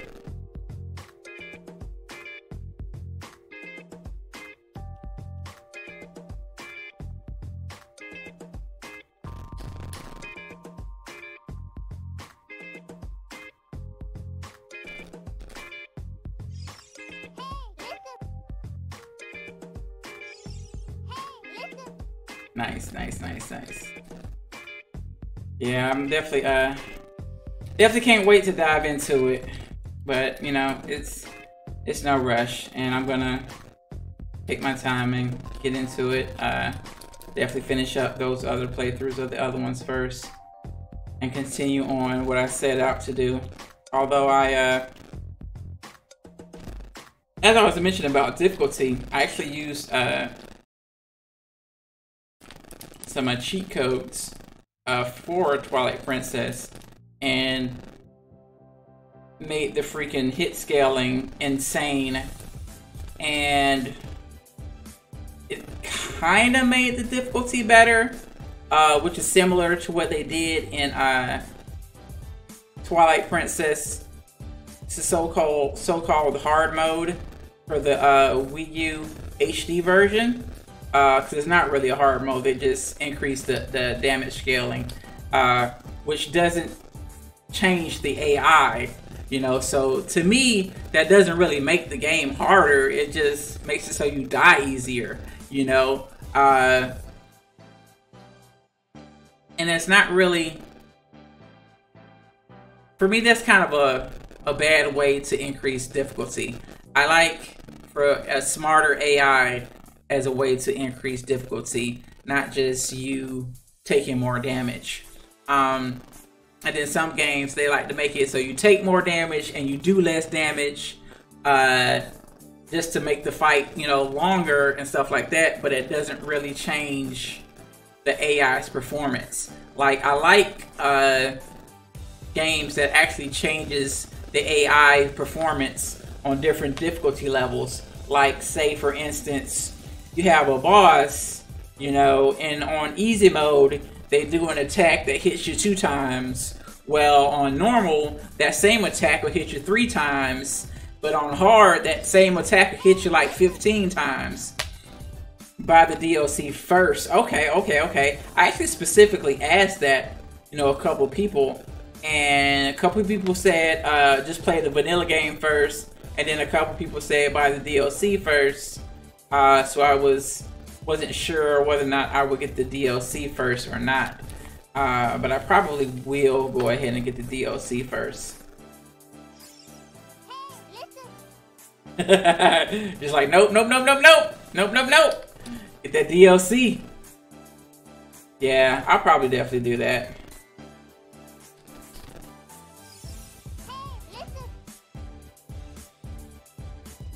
Do all content before I take out the castle. Yeah, that's generally my play style. I like to take my time and see everything I can. Even if I know that the game has like a new game plus, and I'll be able to like carry stuff over or things like that, I like to try to get as much as I can find on my own without any guides on that first playthrough.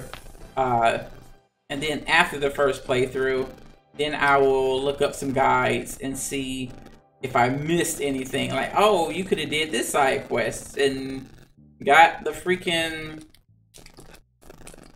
Great Fairy Sword, you know? I like to look at that kind of stuff after I've finished it, because I want that very first playthrough to be as on my own as I can. That's just kind of like how I like to roll.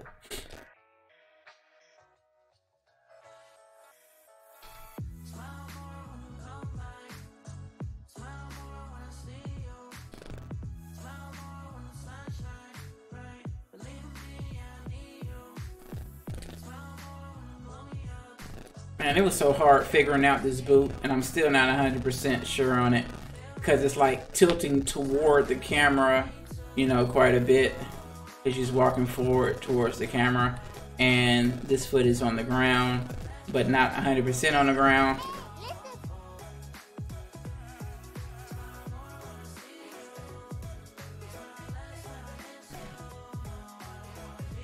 Okay.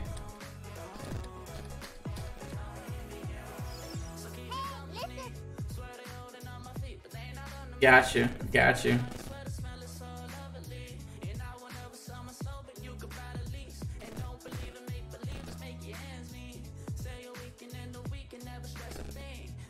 Yeah.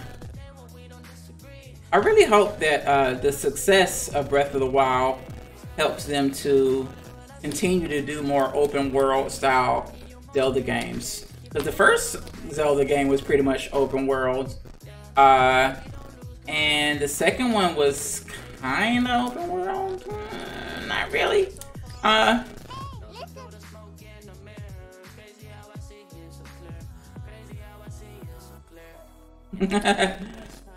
Yeah, that is kind of weird. especially the part about killing Ganon without the Master Sword. It's very weird.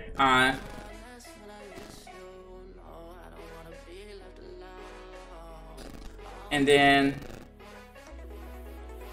what really trips me out is that some people consider the fact that Ganon is in the game a spoiler, but don't consider the fact that the Master Sword is in the game as a spoiler. Because Link doesn't always have the Master Sword in every Zelda game. And Ganon is not in every Zelda game. But if Ganon is in the game, so is the Master Sword. 100%. There's not a single Zelda game where Ganon is in it and the Master Sword is in it, unless you consider the very first Zelda game, but Nintendo has said that the magic sword that you get is, in fact, the Master Sword. And then they just kind of chalked it up to, and then they kind of chalked it up to the fact that, you know, the first Zelda game takes place so far in the future compared to the other ones, up until Breath of the Wild, obviously. Breath of the Wild takes place, as of now, at the end of the timeline, so that thumb is not that damn long.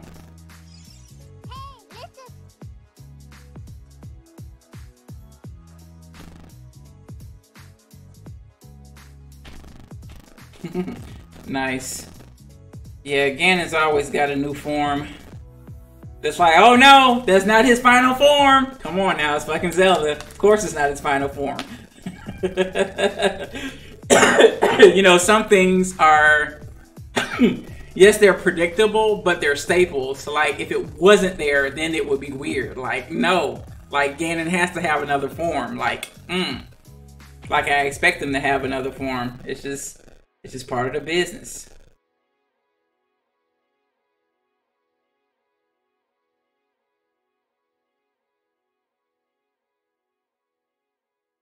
Or, yeah, sure, why not?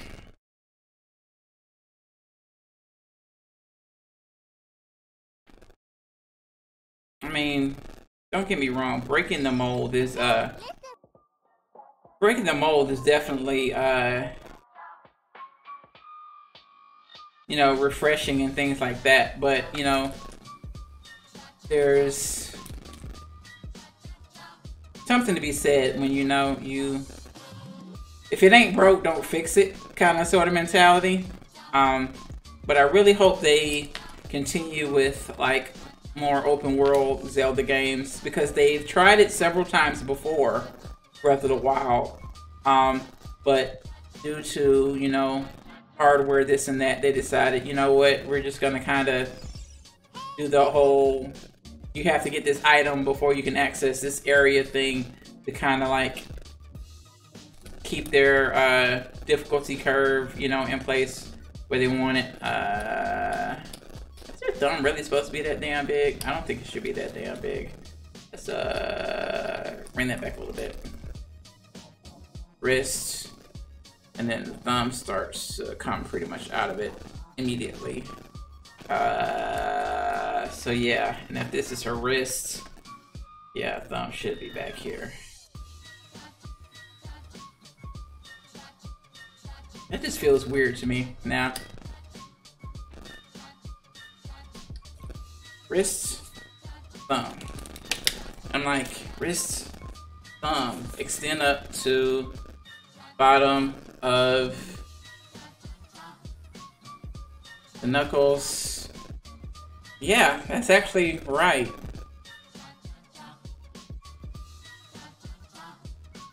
Yeah, that's about right, actually. It's close enough, damn it. But by the time the camera's all the way back here,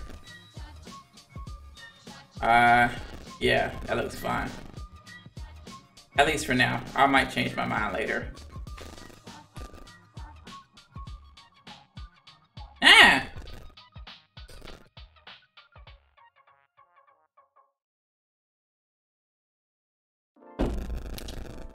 Oh, so oh yeah, I did mention the stop motion that we're gonna do. next stream. And start the planning of it. Do some thumbnails. I'll probably look at some car stunt videos or whatever. I don't think I want to do a jump. That would be pretty hard to pull off. Unless I can find some like fishing line, then I could probably pull off a jump. Or I could get lunchtime. Okay. Have a good lunch, Alex. Yeah, I'll probably end up using like some kind of fishing line or something. Yeah, I should probably go buy some fishing line. I don't have any fishing line because I don't fish, but I should probably find some really cheap fishing line somewhere, and I can use that for my stop motion. That'll help me out a lot because I can tie it on stuff and it won't be seen by the camera as well. And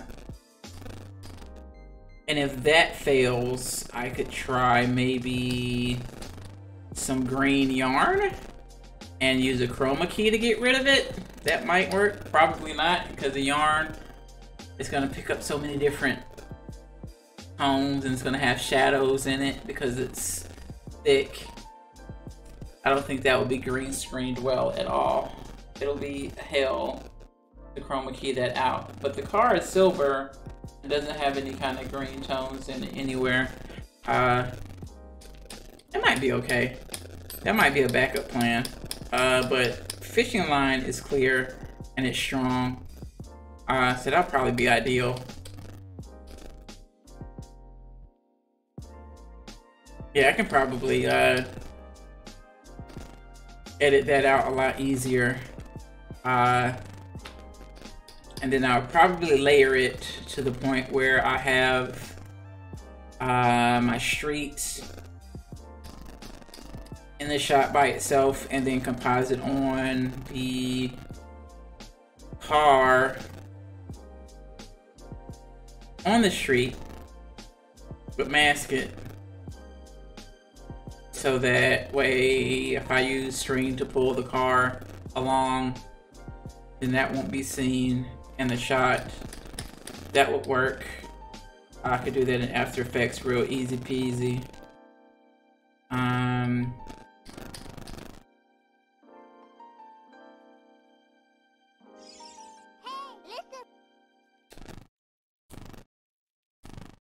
Yeah, you get right down on those green sausages. And if we don't hear from you ever again, we know it was the green sausages that done you in.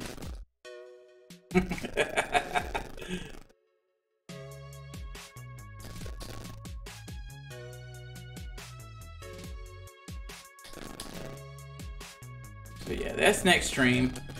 Doing the whole stop motion experiment. We'll start that up. That should be I'll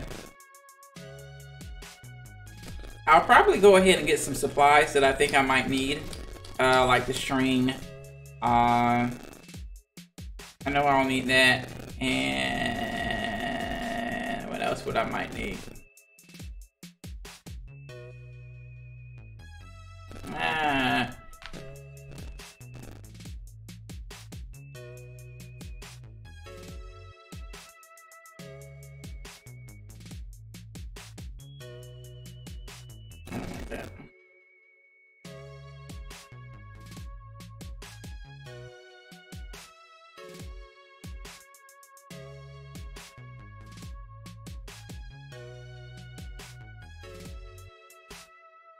They're not straight towards me, more to her left.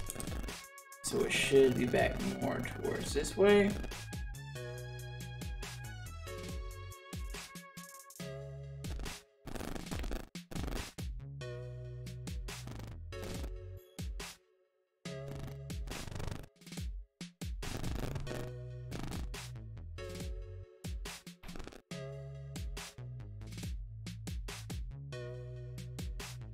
Animating the boobies.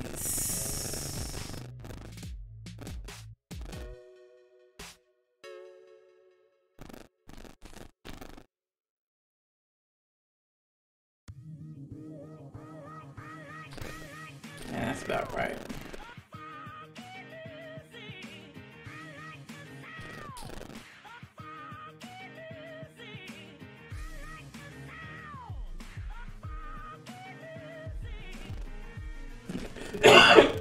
Excuse me.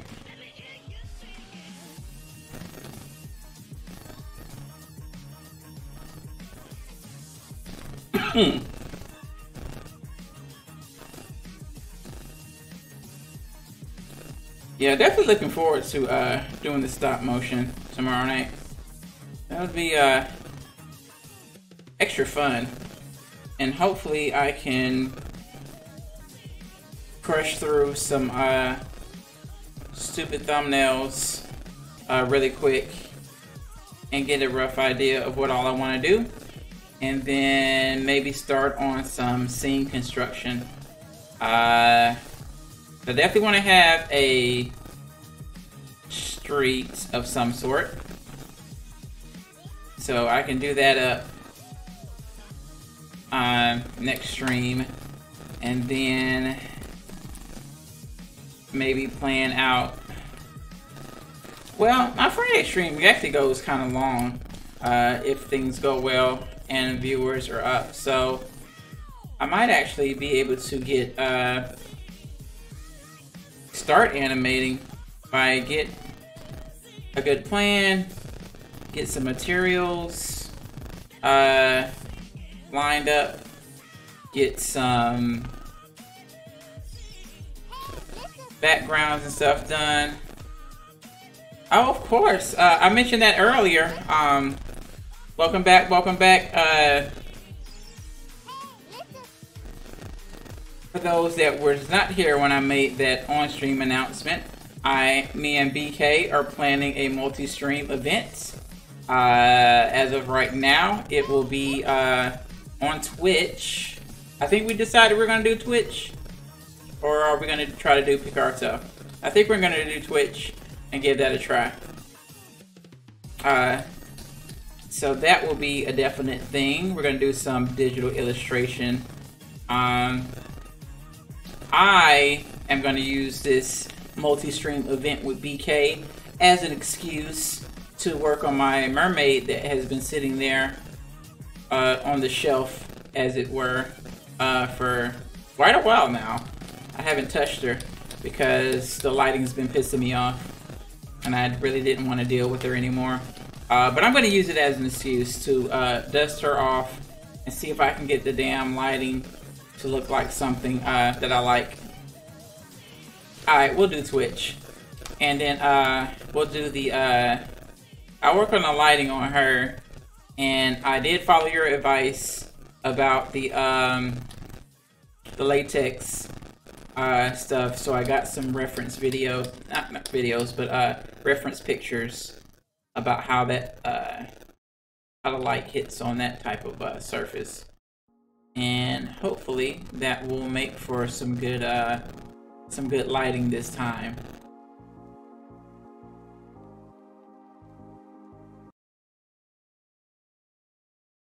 Are you playing with my music? You're busting up my rhythm here.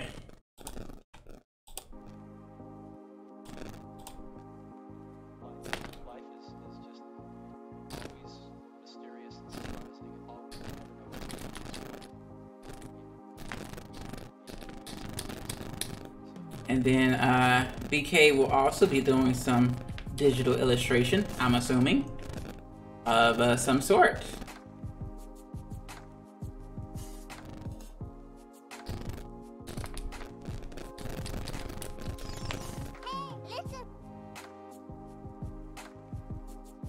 Oh! Oh! Doing some Pokemans. We like Pokemon around here. Zilka has done some Pokemon before. I watched him do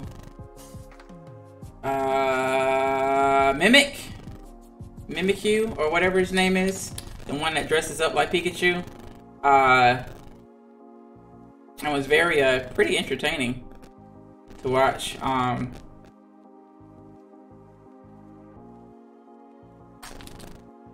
That'd be kind of cool. See you do some BK. How far into the Pokemon drawings are you?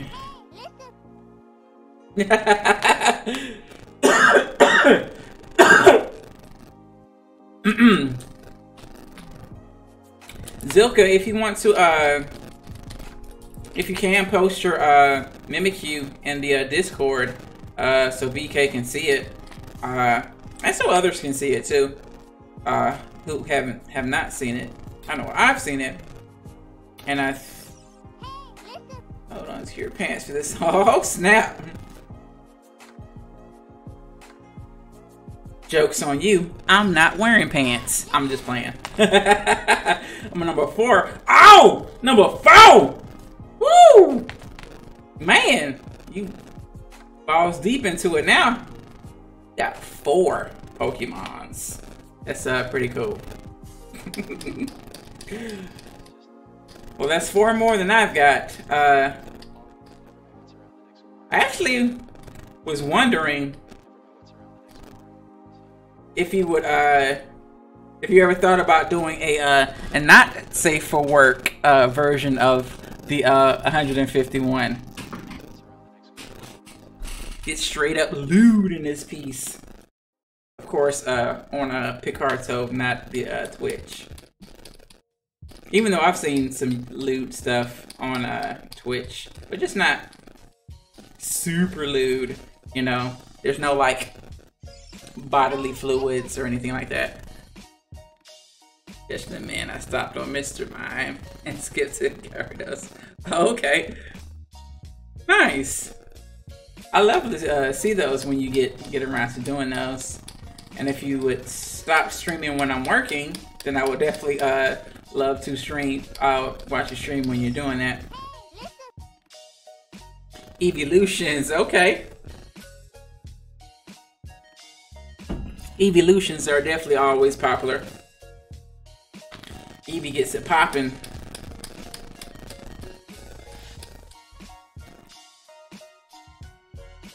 I was so excited when I finally caught a damn Eevee in Pokemon Go. I was like, ow! Ow!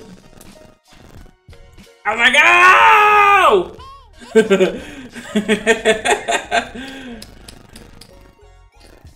Definitely, definitely.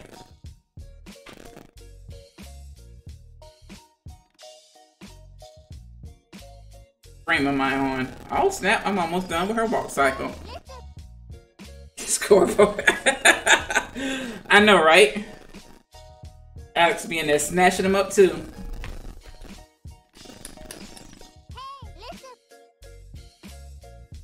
Speaking of which. Oh snap. Yeah. Nice. So those of you who were not in my last stream, I had some serious stream issues with Restream, and it was not a Comcast issue for once. It was actually a Restream issue with connecting to their servers, and it caused my stream to have a lot of lag. Well, so I talked to their tech support, and we got off to a rough start because, like most tech support, they want you to walk through the basic steps. And I'm like, look, motherfucker, I've already done the basic steps. I'm not a noob to this tech shit. Like, I know the problem is on your end. It's not my fault, and it's not Comcast's fault. Fix your shit. Which was my attitude when we first started talking. Because I knew it was there, it was on their end. But, you know, as tech support always has to do, oh, let's do this step, let's do this step, let's do that step. Just so he can verify and say, okay, yeah, it is on our end. And I'm just like, duh. You know, the fuck you gonna do about it? So anyway, this motherfucker actually hooked me up with an alpha program. Not even in the beta stage. It's like an alpha that boosts the connectivity to their servers. And it was for the East Coast. For their servers on the East Coast. So I ran the alpha program, tried it out on their East Coast servers, and the shit worked like gangbusters. And then I was like, yo, once y'all hook it up with your homie I mean, they gave me the one for the West Coast, right? The West Coast alpha. And I was like, yo, I'm on the East Coast, hook it up for the East Coast. And he was like, all right. He was like, give us like 12 hours and I'll hit you back. And I'm like, cool. And then it was like 8, maybe 9 hours later, he gave me the download for like an alpha for like the East Coast servers. So I'm like, oh shit. So that's what I'm using now. So in addition to, you know, the different browsers I got open to monitor my streams, I got the freaking app running in the background that has boosted connectivity to the Restream servers, and it has definitely improved my stream lag, because even when Comcast was on point, I would still have, you know, a bit of lag in my stream sometimes. But that last time, it was really bad. It was really bad. And I was about ready to freaking start dick slapping people in Comcast. But then I did my testing and I'm like, Comcast is fine right now. So I knew it was a Restream issue. But so far, I've been really, even though I get mad at them, I do like Restream's customer service. Like, you open up a chat window, get a hold of somebody relatively quick, be like, hey, this is what's going on, because they were helping me out when I first started having issues with my stream. Even though the first issues wasn't their fault, it was Comcast's fault. They were there to kind of help me isolate, make sure it was actually Comcast's fault, and actually give me some tips on some things that I could do to help improve my stream, which definitely helped at that time. And then they said they were working on a more convenient way to incorporate the connectivity booster app, or whatever they want to call it. Why is your button all the way over there? Okay, over there. Shouldn't it be more lined up with the hoo-ha? I mean, I guess it is centered. It's centered up with her core right here. And it centered up with the core, centered up. Okay, that's how I lined it up. I was focusing on like where her belly button would be and just kind of like twist with her body. Yeah, that's right. And then her legs are just kind of doing the crissy-crossy. That's why the button doesn't stay lined up. That's cool. That's fine. Ow! You done jumped ship. You done went to the YouTubes on us.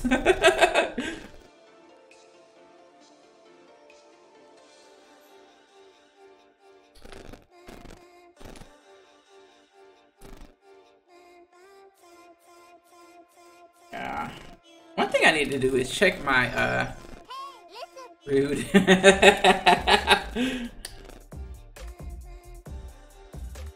But see, that's why I have the Restream chat, so you guys can see, you know, people chatting on the different channels. Welcome back, welcome back.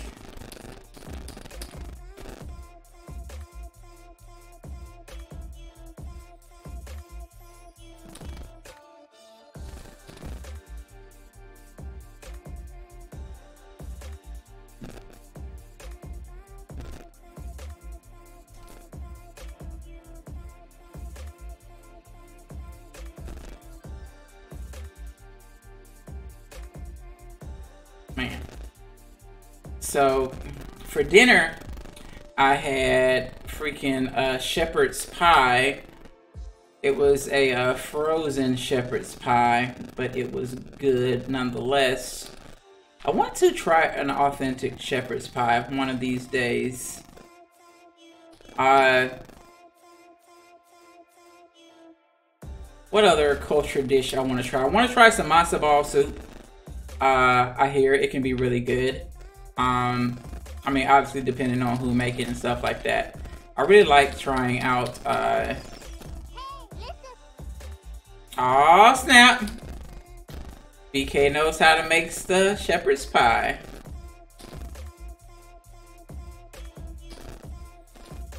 I really like trying out, you know, different foods that have like those culture staples.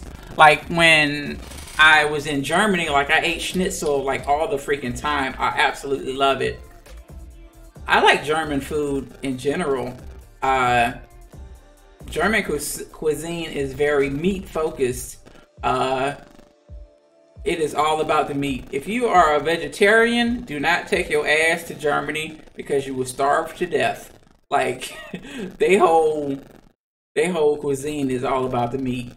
Like almost everything they do. I am off the coach. Like by almost nice. Nice. I really like their type of menu. It's just very meat focused, and I'm definitely all about like meat.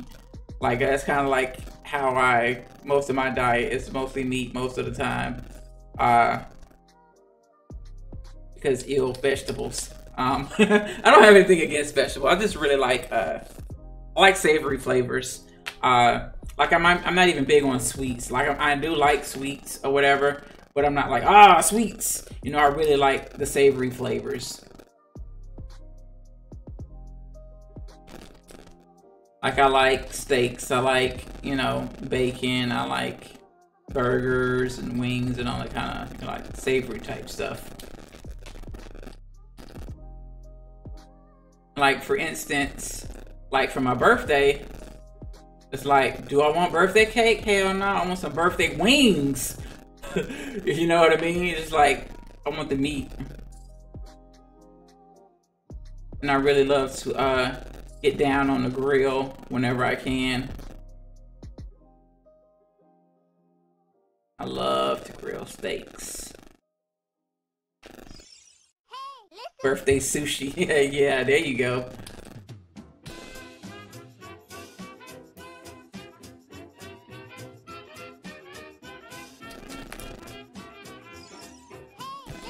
Need more nudes. Definitely can never have too many nudes. Yeah, you can. Because leftover nudes are no good. You gotta have the right amount of nudes. I had to correct that statement. Because I reheated nudes before and it was just like, oh no. Because if you put them in the refrigerator, even though they're not in heat, then the noodles will still absorb all that broth.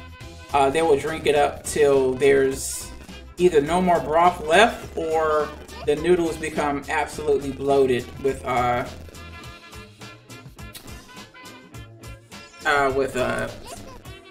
fluid. Me, Alex, and Dark are having a freaking battle royale in Pokemon chat. No! No! Do not take all the Pokemon, you bastards. One of these days, when I just want to freaking bullshit on stream, we can have like an on-stream Pokemon battle tournament with Discord. Just like pull up the Discord on stream and like do like a random hat drawing. Like, okay, this round, Alex versus BK. And just freaking, you know what I mean? Just kind of like have like a Pokemon tournament in the Discord and put that shit on stream. Oh man.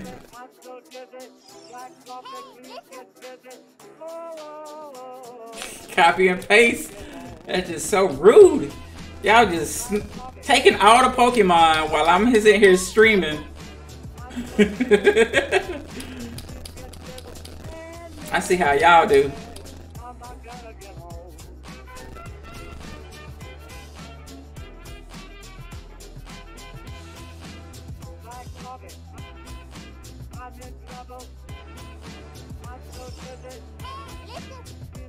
Ain't nobody told you to stream.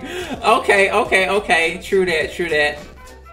Then when all of a sudden y'all find yourselves banned from that channel, and can't catch the Pokemon, y'all will be like, wait, why do I not have access? Oh shit, look who's catching all the Pokemon now. Oh, that would be some cold-blooded shit.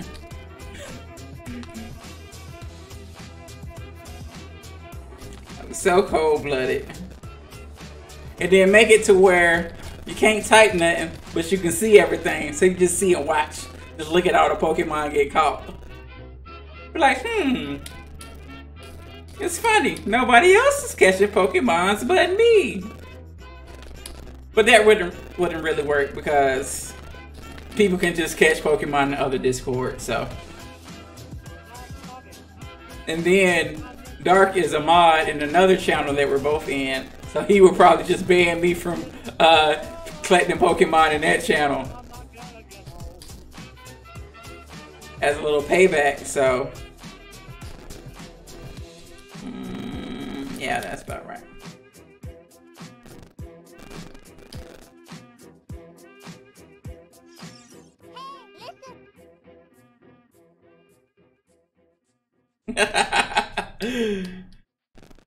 See, there you go.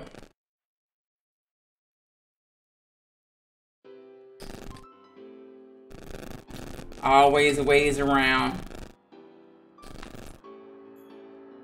I really like that the Pokecord is cross server, so that way your Pokemon and everything just roll right to you. Also, the Discord food is also cross server because some other people have that on their servers, and I was like, I wonder. So I went in there and put in daily, and they're like, nope, you can't do this. You gotta wait such and such hours. And I was like, okay. And then I did my my money, and it showed the right amount of money, like in a different server.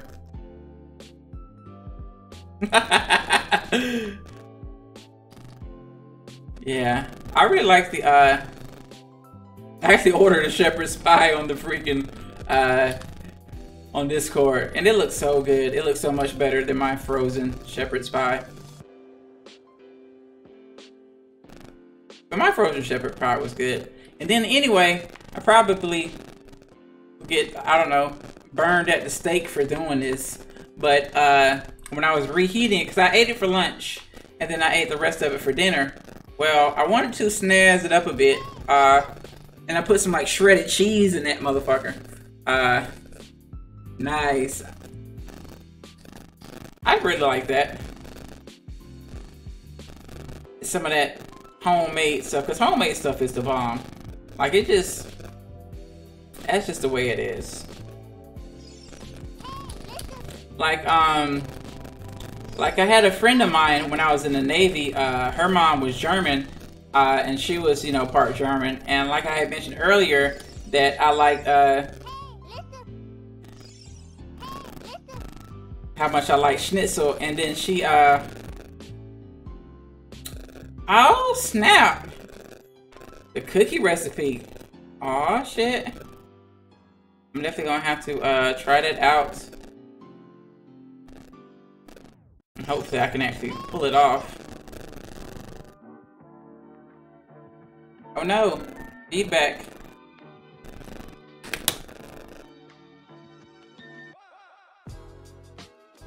Hold on, let me mute this for a second. Hit pause. And then I want to do this. Hold on, let me mute this for a second. Hit pause. And then I want to do this. Okay. What about now? Testing. Okay.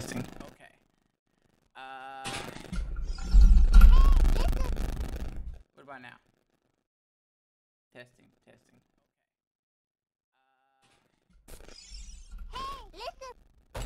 Alright, let's see.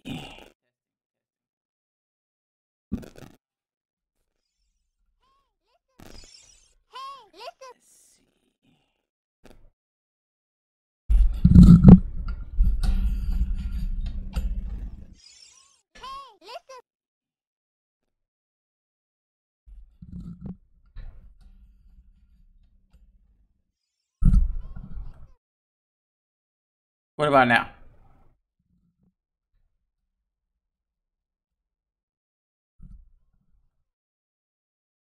What about now? There we go. Yeah, sometimes I just need to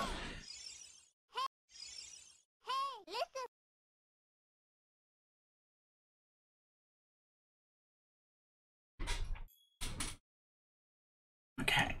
There we go. Yeah, sometimes the because in order to make things kind of nice and neat, I kind of like tied the USB cable from the mic on the arm that it holds the microphone and does that. And sometimes the position of it makes it have that feedback. So normally I just readjust the mic stand and then it goes away. But sometimes it's more of a permanent issue, and then I will have to actually uninstall the microphone drivers, restart my computer, and then plug it back in so it'll reinstall the drivers. But that requires an actual whole computer restart. And I've run into that issue on stream a couple times. And normally what I'll do is I'll end up just switching microphones, and I'll either use my camera microphone or my headset that's like a bazillion years old. But it's better than having all that feedback in it. Anywho, thanks everybody for letting me know about the audio issues. This is definitely something that can be fixed.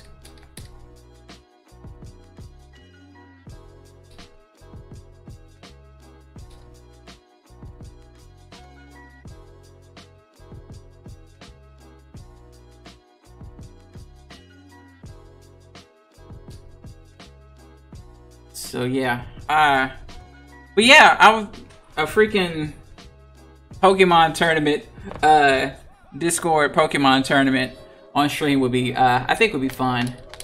I've only had a few duels. Won my first one, and then I won one against Brill Illustrations. But her Pokemon was so under level, it didn't even count. Like, my Charizard just straight one shot killed her. Just like, blow, KO. I was like, wait, what? And then she was like, what level is your Charizard? I'm like, level 100. Like, and she's like, oh. Hers was like level 50. So yeah. But before we do that, I would definitely have to train up some different Pokemon, because I've got my Charizard is level 100, and then I also got my Rapidash as level 100, and so that's 2 fire types. You can't exactly do much if all your Pokemon are the same type, because then somebody would just, you know, hit me with a different type, and that's my whole roster. I'm working on Parasect now. I think I got as my my current Pokemon that I'm training.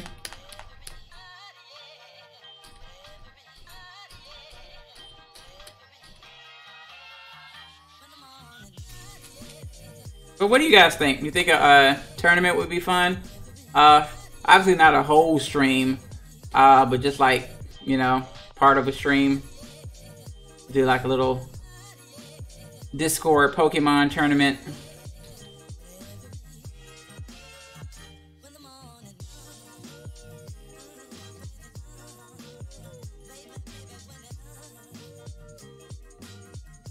Then who else? I definitely have to can't think of who else I want to train up. Other reason why I picked Parasect, because I just kind of like, I organized my Pokemon by the IVs, and I just picked the one that had the highest IV and just selected. I'm like, okay, you go next.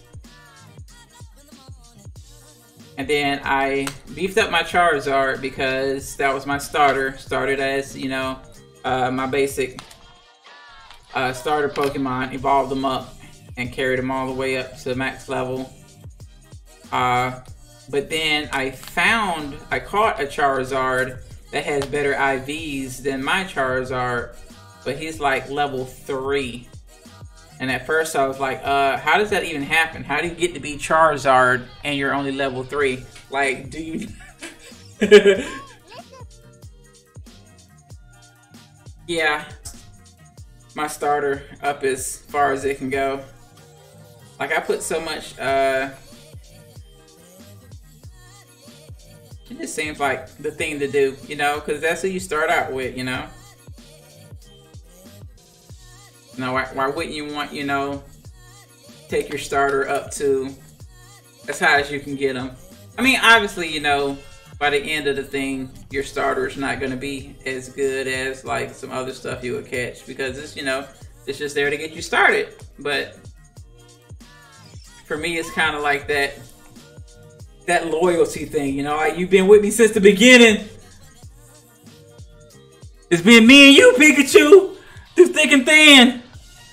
Back when I ain't had nothing but like 2 coins to my name and like a free potion, you know. It's always nice to, you know, stick with the that friend to the end.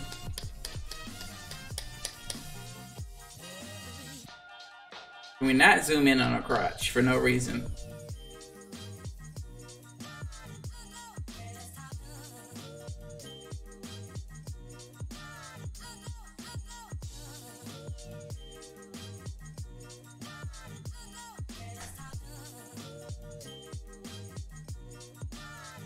That hip swing though, that shit took forever to get that hip swing to look decent. But I'm glad I got it to this point though. And then adding some freaking, eventually coloring this thing in will really set it off, I think.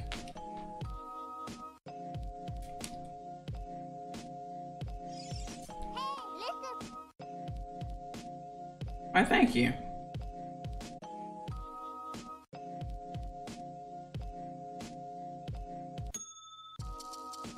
Yeah, I'm definitely going to at least flat color everything. I seriously doubt I will do any kind of shading on these girls and guy. At most, I'll put in the other 2 characters from their team in the empty space. You can't see my hand. Here and here, add the other 2 girls. Just to kind of have that full crew effect. And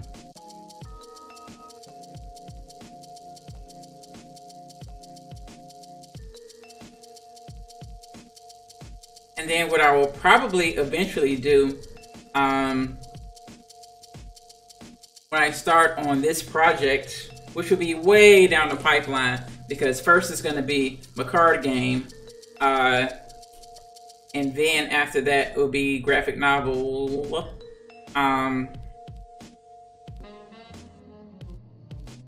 When I get around to working on this project, I will probably incorporate at least some of this into like the intro. That way I can put it in there as like, hey, you know, it's part of the show.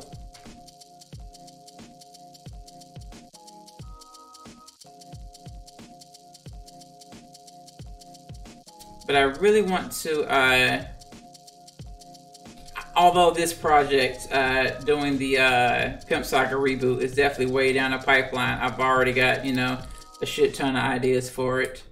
One of the biggest things I really want to do is to have a kind of like a James Bond inspired intro with a theme song and the whole shebang. That's kind of James Bond-esque.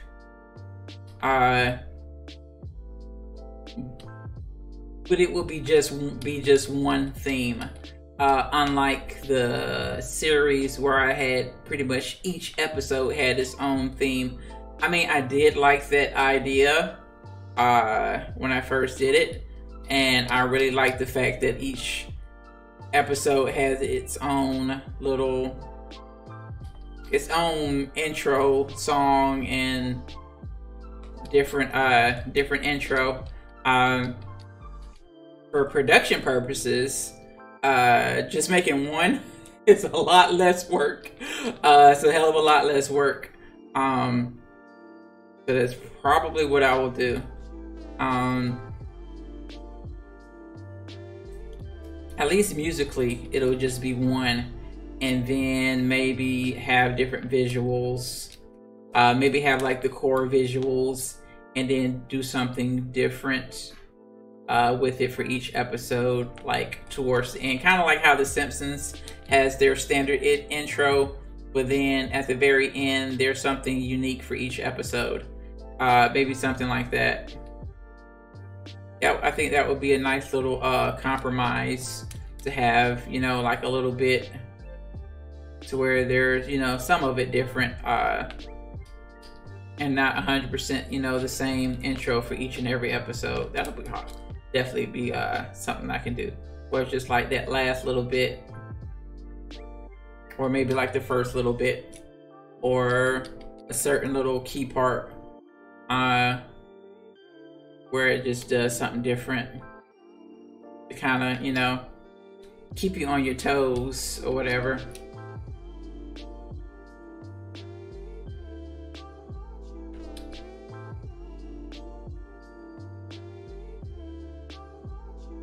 And then we're probably so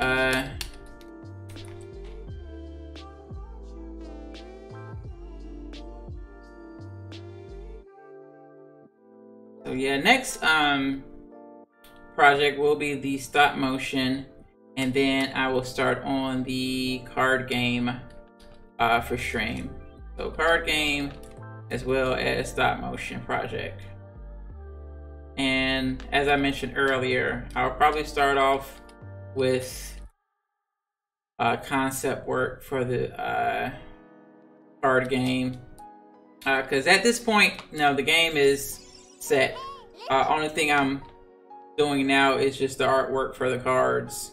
So I'll probably be doing something in various different ways to kind of see what I like, what I don't like.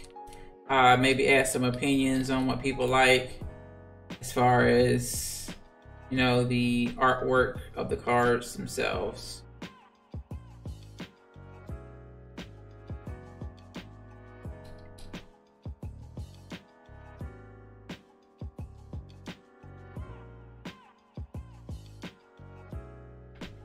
And then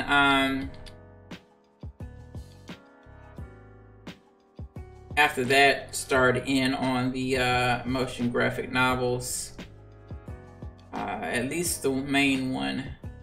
That one's gonna be quite interesting to do on stream. And then of course we'll have to skip around because I don't want to do any spoilers for the motion graphic novel. So what I'll probably do, I'll definitely do stuff like character work, do stuff like showing scenes being created as far as like backgrounds maybe, or maybe show me working on some effects, because there will be some special effects in there.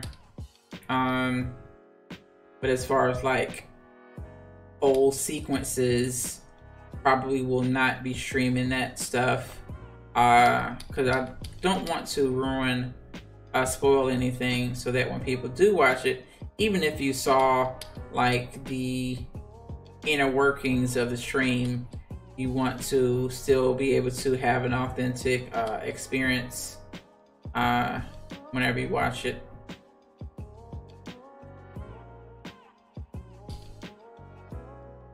And then as it progresses, we will possibly get some. I don't feel like learning today. Well, I definitely understand that feeling. There are definitely days when I don't feel like learning stuff. What time is your class? You got to sleep in. Hopefully you don't have too many classes. Where's your thumb at, girl? You just don't have a thumb right now. For no reason whatsoever. That thumb should be a bit longer. Time for some onion skin.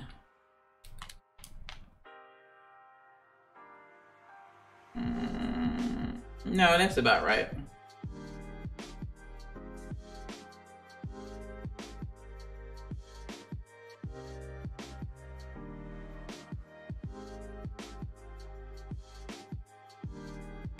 I just not draw the damn girl thumb.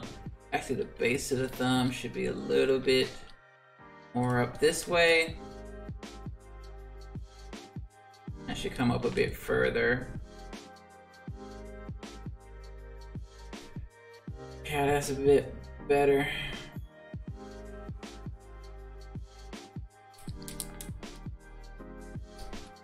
I drew it on this hand, just forgot thumb. It happens, I guess.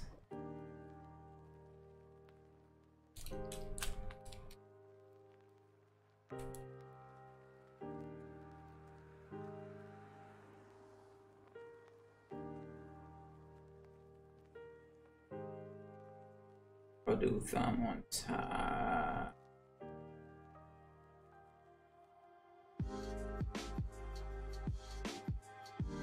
B and 4. A little bit bigger, closer to the camera. Sure, that looks about right. Why not? Especially when we zoom way the hell out. Ah!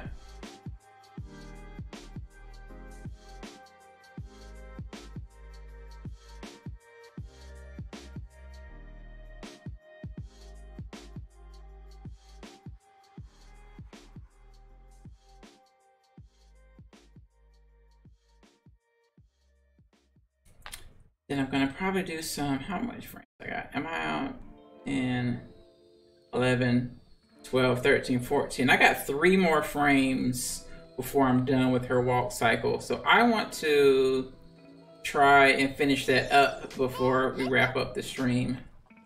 Do not forget to get your raffle tickets. That is the information on how to get your raffle tickets. So you can win some cash. Cash money. Whoop, whoop. We like cash around here.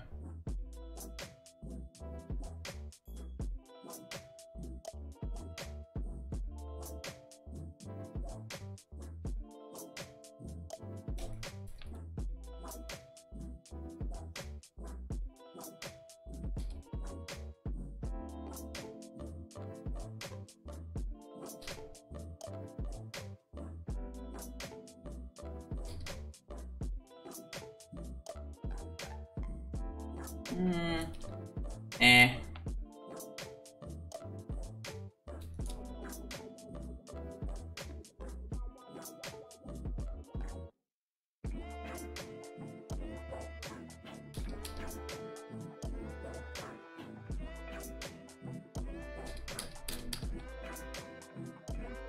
So yeah, I will try to finish up 12, 13, 14.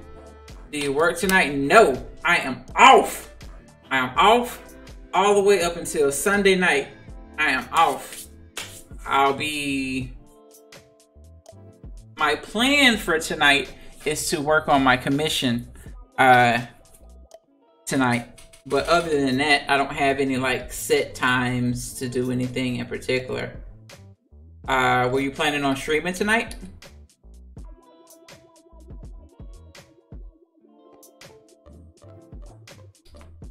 What's up?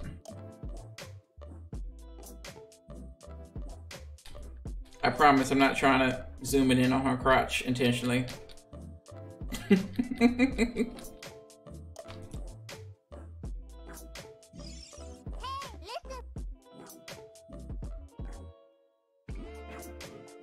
Oh shit. Hell yeah. I will definitely be there. watch your guys stream. And if anyone else in the chat would like to watch some multi-stream with BK and Kasha, be sure to give BK that follow on PicArto or check the Discord, because BK is a high enough rank in the Discord. She can announce her stream in there, so she can post and be like, hey, y'all motherfuckers, we streaming around here. And then some people will come check it out. I know I will be there with some bells on. I think I'll have bells on. Speaking of having bells on, I come home and Baby J greets me at the door, and I'm like, what's going on, hey Baby J? And I'm like, where is your collar? And she's just like, meow. I'm like, why are you running around naked? She's just like, meow. I'm like, you ain't got no collar on. She's just like, whatever. She took it off somehow. I gotta find it, put it on her.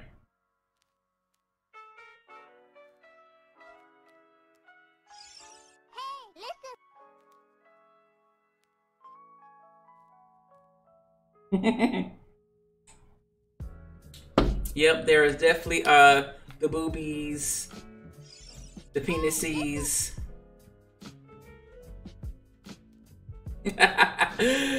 Yeah. Oh my god. I wish I had my camera ready.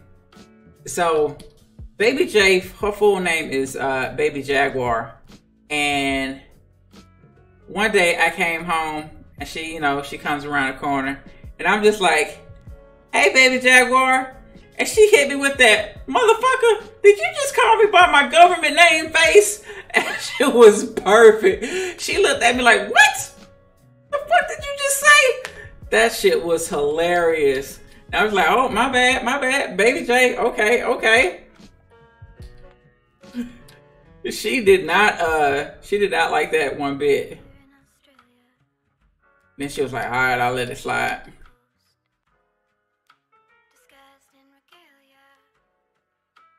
I like that she comes to greet me when I come home.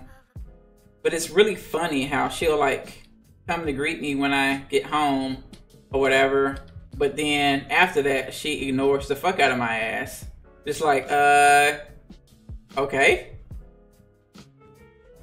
Or like now I'm up here streaming, but my door's open, so she could just, you know, just walk into the stream if she wanted to see me. She's done it a couple times, but for the most part, she doesn't. And then like, I'll go downstairs when stream is over for, you know, like a drink or something, or go to bed or whatever.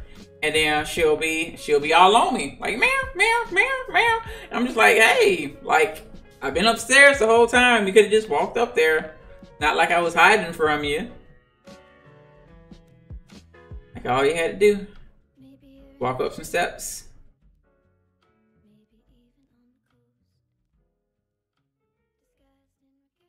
Ah, there we go.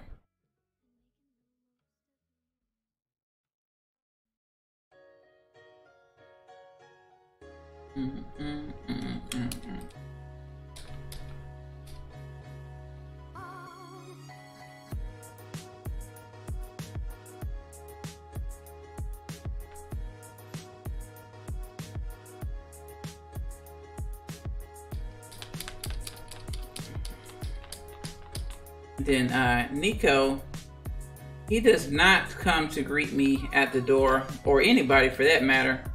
But oh my god, he will stalk you if he thinks you're about to sit down on the couch, and will just sit there and watch you. And the moment you sit down, he hops dead in your lap, just like instantly. But the whole time, he just be sitting there looking like, you gonna sit down? So I have a place to sit. Like leave me alone, dude. Why you stalking?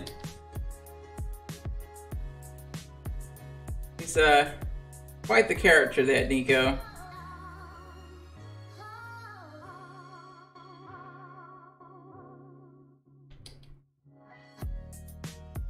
he is definitely a seat stealer. Like if you're on the couch and you get up for like 2 seconds, like not even 2 seconds, as soon as you get up, he immediately gets into your spot. Like, dude, I know you seeing me sitting right there. Like, why are you gonna steal my seat like that? It's freaking, sometimes it's kind of annoying because it's like I'm just getting up to go to, you know, get something to drink or whatever. And he just instantly just steal my seats. He likes to join the stream all the time, and Raven likes to run really fast through my tiny room. If I ever have my cam on, you'll definitely see Salem. Nice. There's been like a couple times where if ever they come on stream, I'll like pick them up and put them in the camera so people can see them. Let them say hey to the peoples.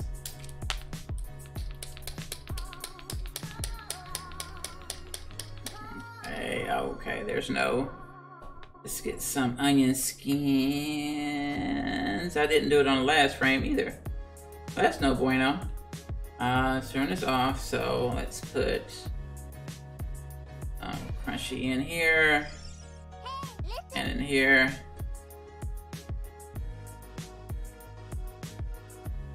And then yeah, throw a little something like that.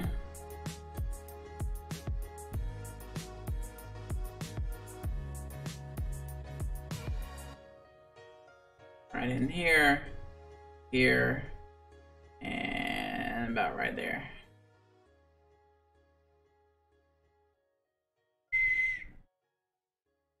Yeah, sure, why not?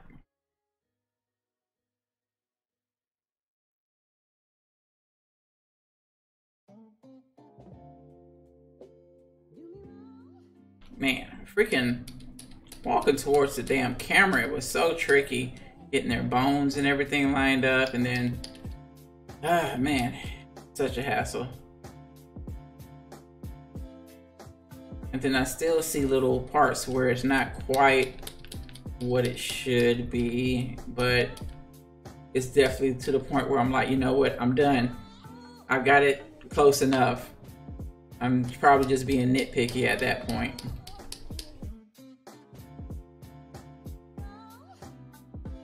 Yeah, she's cleaning up. She's yeah. One of these days, she'll you'll be on stream and we'll get to have her come on stream. And then Nico's been on stream once, I think, and then Baby J's been on stream twice. Yeah, definitely got to clean this freaking hand up. He's got a freaking seal flipper.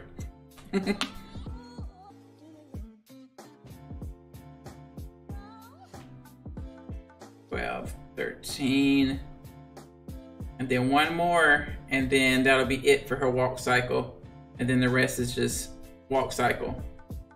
And then I'll do her laugh cycle.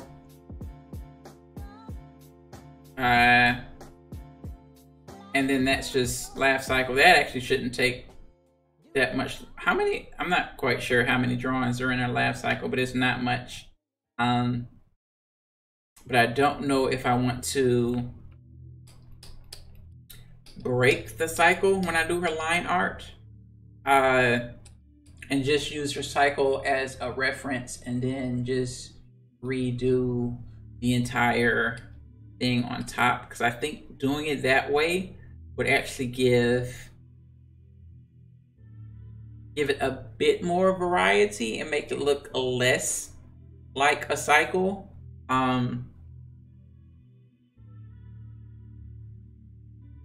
That way it's like kind of a cycle, but not really a cycle. And then there's, you know, maybe I can add a bit of uniqueness to it.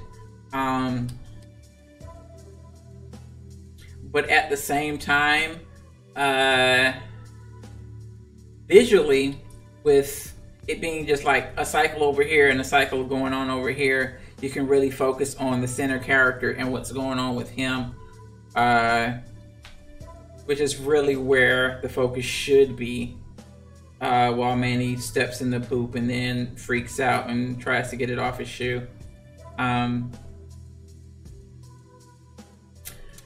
considering the composition of the entire thing, I think it is definitely more important that the center character remains the focus. And I don't think people would care so much that the laugh is cycled right after a walk cycle, because you're supposed to be focused on the main character anyway. Yeah, I don't think I'll do that. Now that I've voiced and organized my thoughts and thought about it logically, reward versus workload is not really even with that. I mean, I would see the work and I would know that it's not a pure cycle. And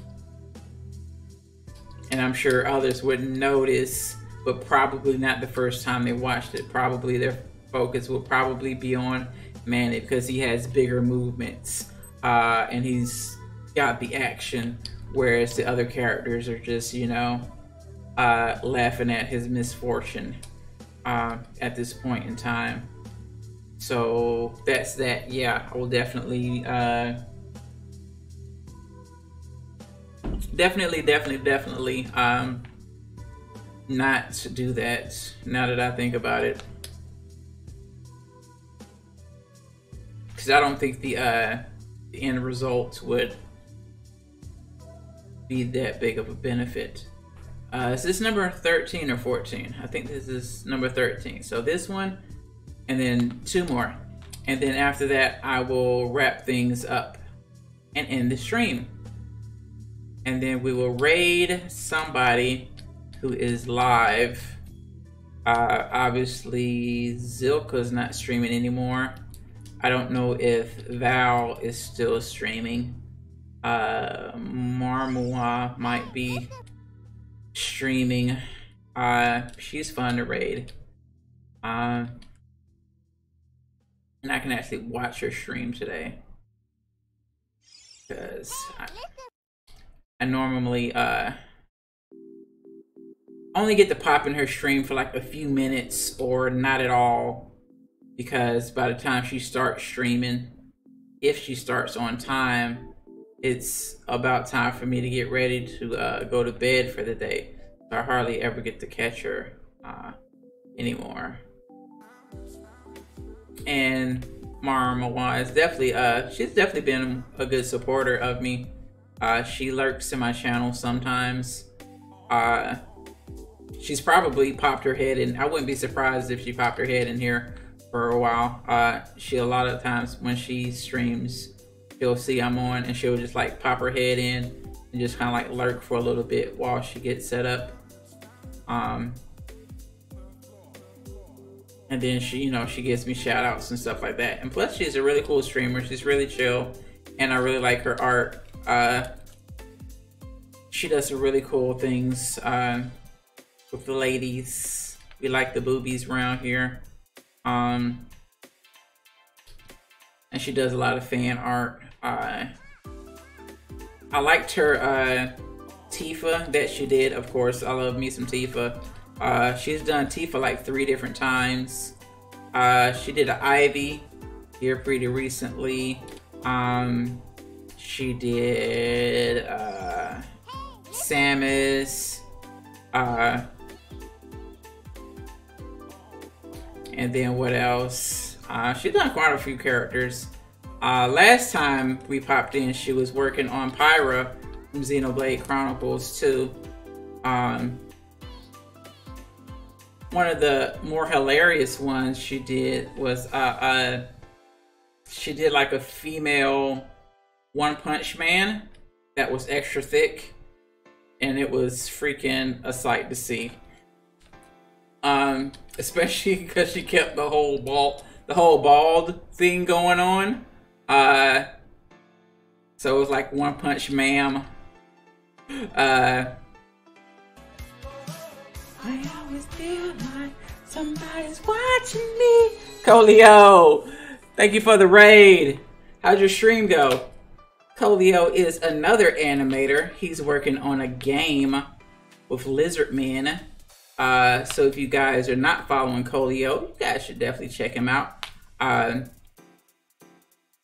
he's doing a game and it's 2D animation and it's hand drawn frame by frame. And it's actually pretty cool. I've seen several of the animations for the game, as well as some of the assets that he's worked on stream. Alright, cool. Made a bunch of progress. Nice. Progress is always nice. We love progress around here.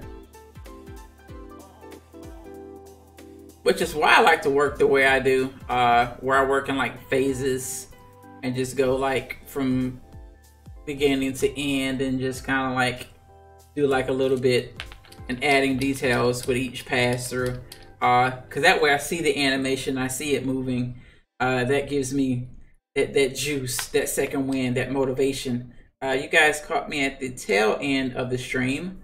I am doing like 1 or 2 more frames, and then we're going to be done. Next stream, which will be Friday night, we're going to be starting on doing the plot and starting on a stop motion animation, which is going to be my first stop motion animation.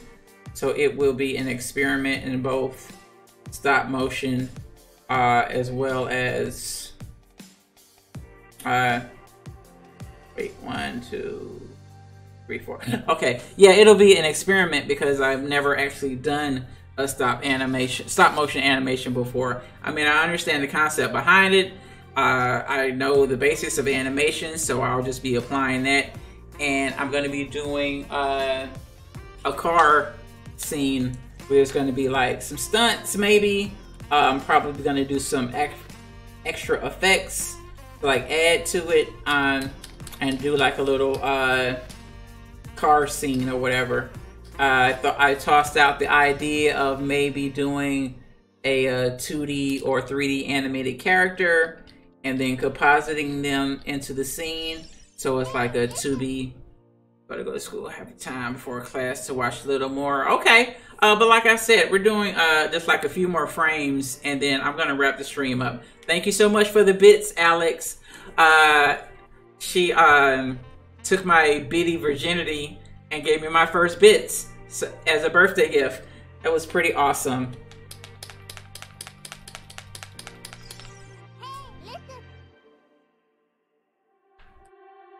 Let's see. So yeah, that is 13. So yeah, one more. We're just doing one more frame, and then we'll do a raid. We're probably gonna raid Marmawa since Colio's not streaming anymore, and Zilka's not streaming anymore, and I don't think Val is streaming anymore. Nope. We might do either Marm or Fleco. I might do Fleco. Because he has less viewers than Marm right now. And I've typically raid Marm more often. So I might do Fleco. And he is doing animation for his web series Vikings of the Interstate, which is really cool. It's on YouTube if you hadn't seen it. He is also doing the frame by frame hand animations, which is awesome to see. Love to see people taking that time to go the road less traveled, as it were. Not that I have anything against other methods of animation. I like all the methods, really, because they all have their advantages and disadvantages, and they all have different looks and feels to them. Even though you can do like 3D and make it look like stop motion, or do 3D and make it look like 2D. I appreciate it. I'm not a huge fan of that. But I do like the, if it's done right, you know, I do like the end results. But sometimes it doesn't really translate that well. And it's obvious that they did 3D and trying to mimic 3D. And sometimes, just sometimes, in my opinion, I think they would have been better off if they just would have just did it in 2D. Like, if you're doing all this extra stuff to make it look like 2D when you can just do 2D. Like, you just trying to be cheap with it, you know? And if you're not gonna really do it, then you're kind of giving yourself a disservice by not following through and going through with, you know, everything that you really need to do.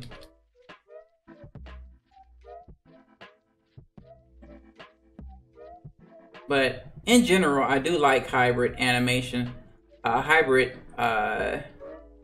things usually are pretty cool because you get to pick and choose the best of the both worlds. You know, you get to use the different methods for what they're best at, you know? Like doing some really cool flowy hair. You know, I would rather see that done in 2D versus like a 3D situation.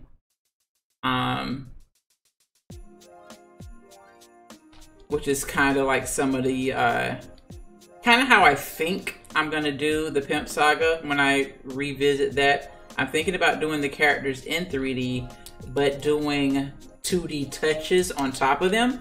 Not like a full draw the whole character on top of the 3D model, but more so like do like little touches of motion and stuff like that with the 3D animation. So say you have like a character that is a 3D model and they, you know, whip their head around, do like the 2D animation for like the hair whip around, so you can really get that really like flowy type of movement, and like do like some of the like follow through and some of those little touches that really make 2D animation shine.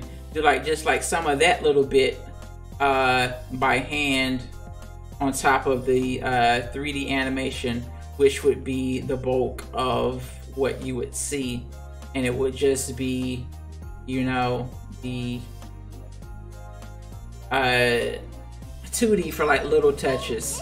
But I don't know how well that would translate. Obviously, I would have to experiment with it and see if it actually works the way I envisioned it working in my head. Because sometimes that is the case and sometimes that is not the case. But with, you know, all my projects really being so near and dear to me, I really want them to come out the best that they can and to come out the way I intended them to.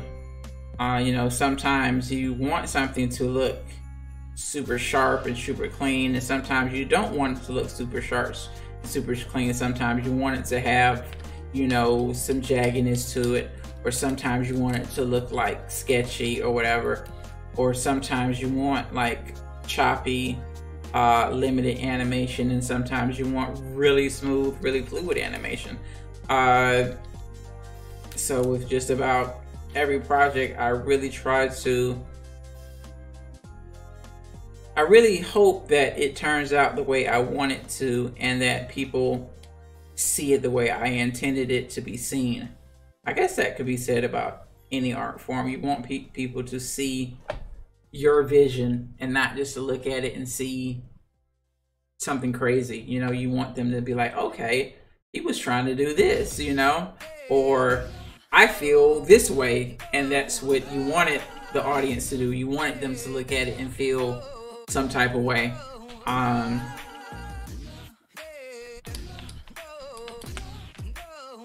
So into here, just wrap up this one last hand, and actually, how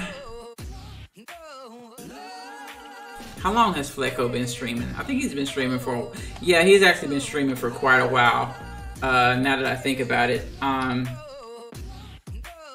And unless he's doing another one of his 12-hour streams, he's probably going to be wrapping up soon. So I think I'm going to just err on the side of caution and rate Marmawa instead, because she started about 2 hours ago, so she's probably the way she streams, she's probably still going hard.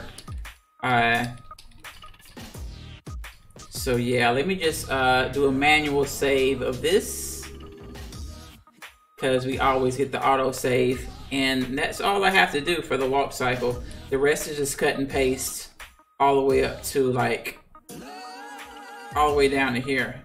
I just copy and paste everything. And then the cool thing with Toon Boom, like if you look down here, I don't know if you guys can read it on the stream, but there's like a drawing number and like a unique assignment or whatever. So if I copy and paste this particular drawing anywhere in the animation, if I update the drawing, it'll update all those copies and pastes. So you don't have to, even if I copy and paste everything now, if I go back and update the line work, it'll automatically update all the copy and pasted frames throughout the animation, which is very helpful for the way that I work. So that way you don't have to make sure it's picture perfect before you copy and paste it and place it in your animation if you're doing something like a cycle, or if you're reusing, you know, work in a later part, which is always helpful because, you know, recycling animation is, you know, a trick of the trade. It's nothing new. They've been doing it since hell. Since the very first animator's been doing cycles. That freaking the life of a mosquito, I think it's called. Yeah,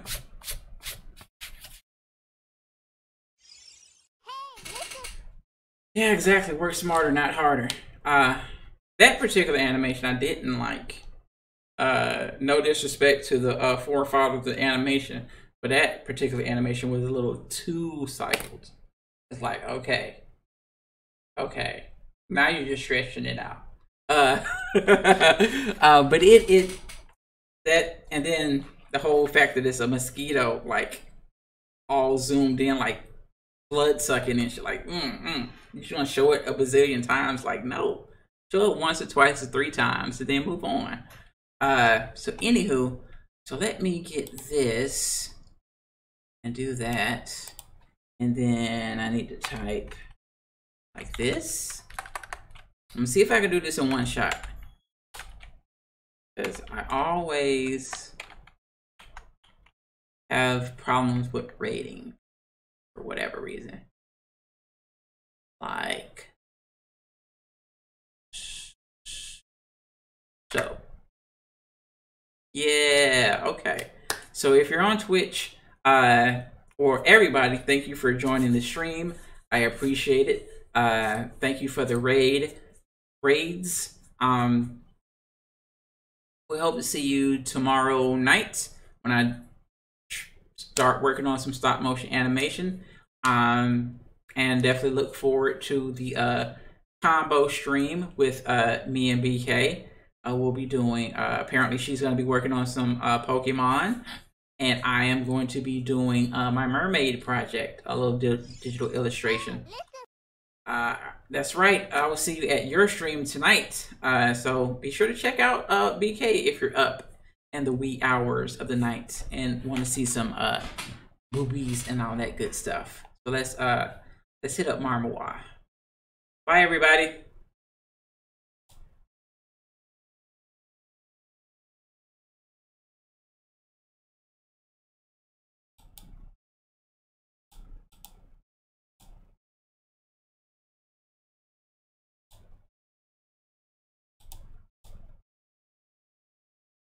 No, I can't. Dang it. Take it. Thank you for the follow, guys. It's supposed to be a little more hype when you come in. Excuse me, sorry if it's a stream, but a friend of mine is streaming. I was hoping you could rate her.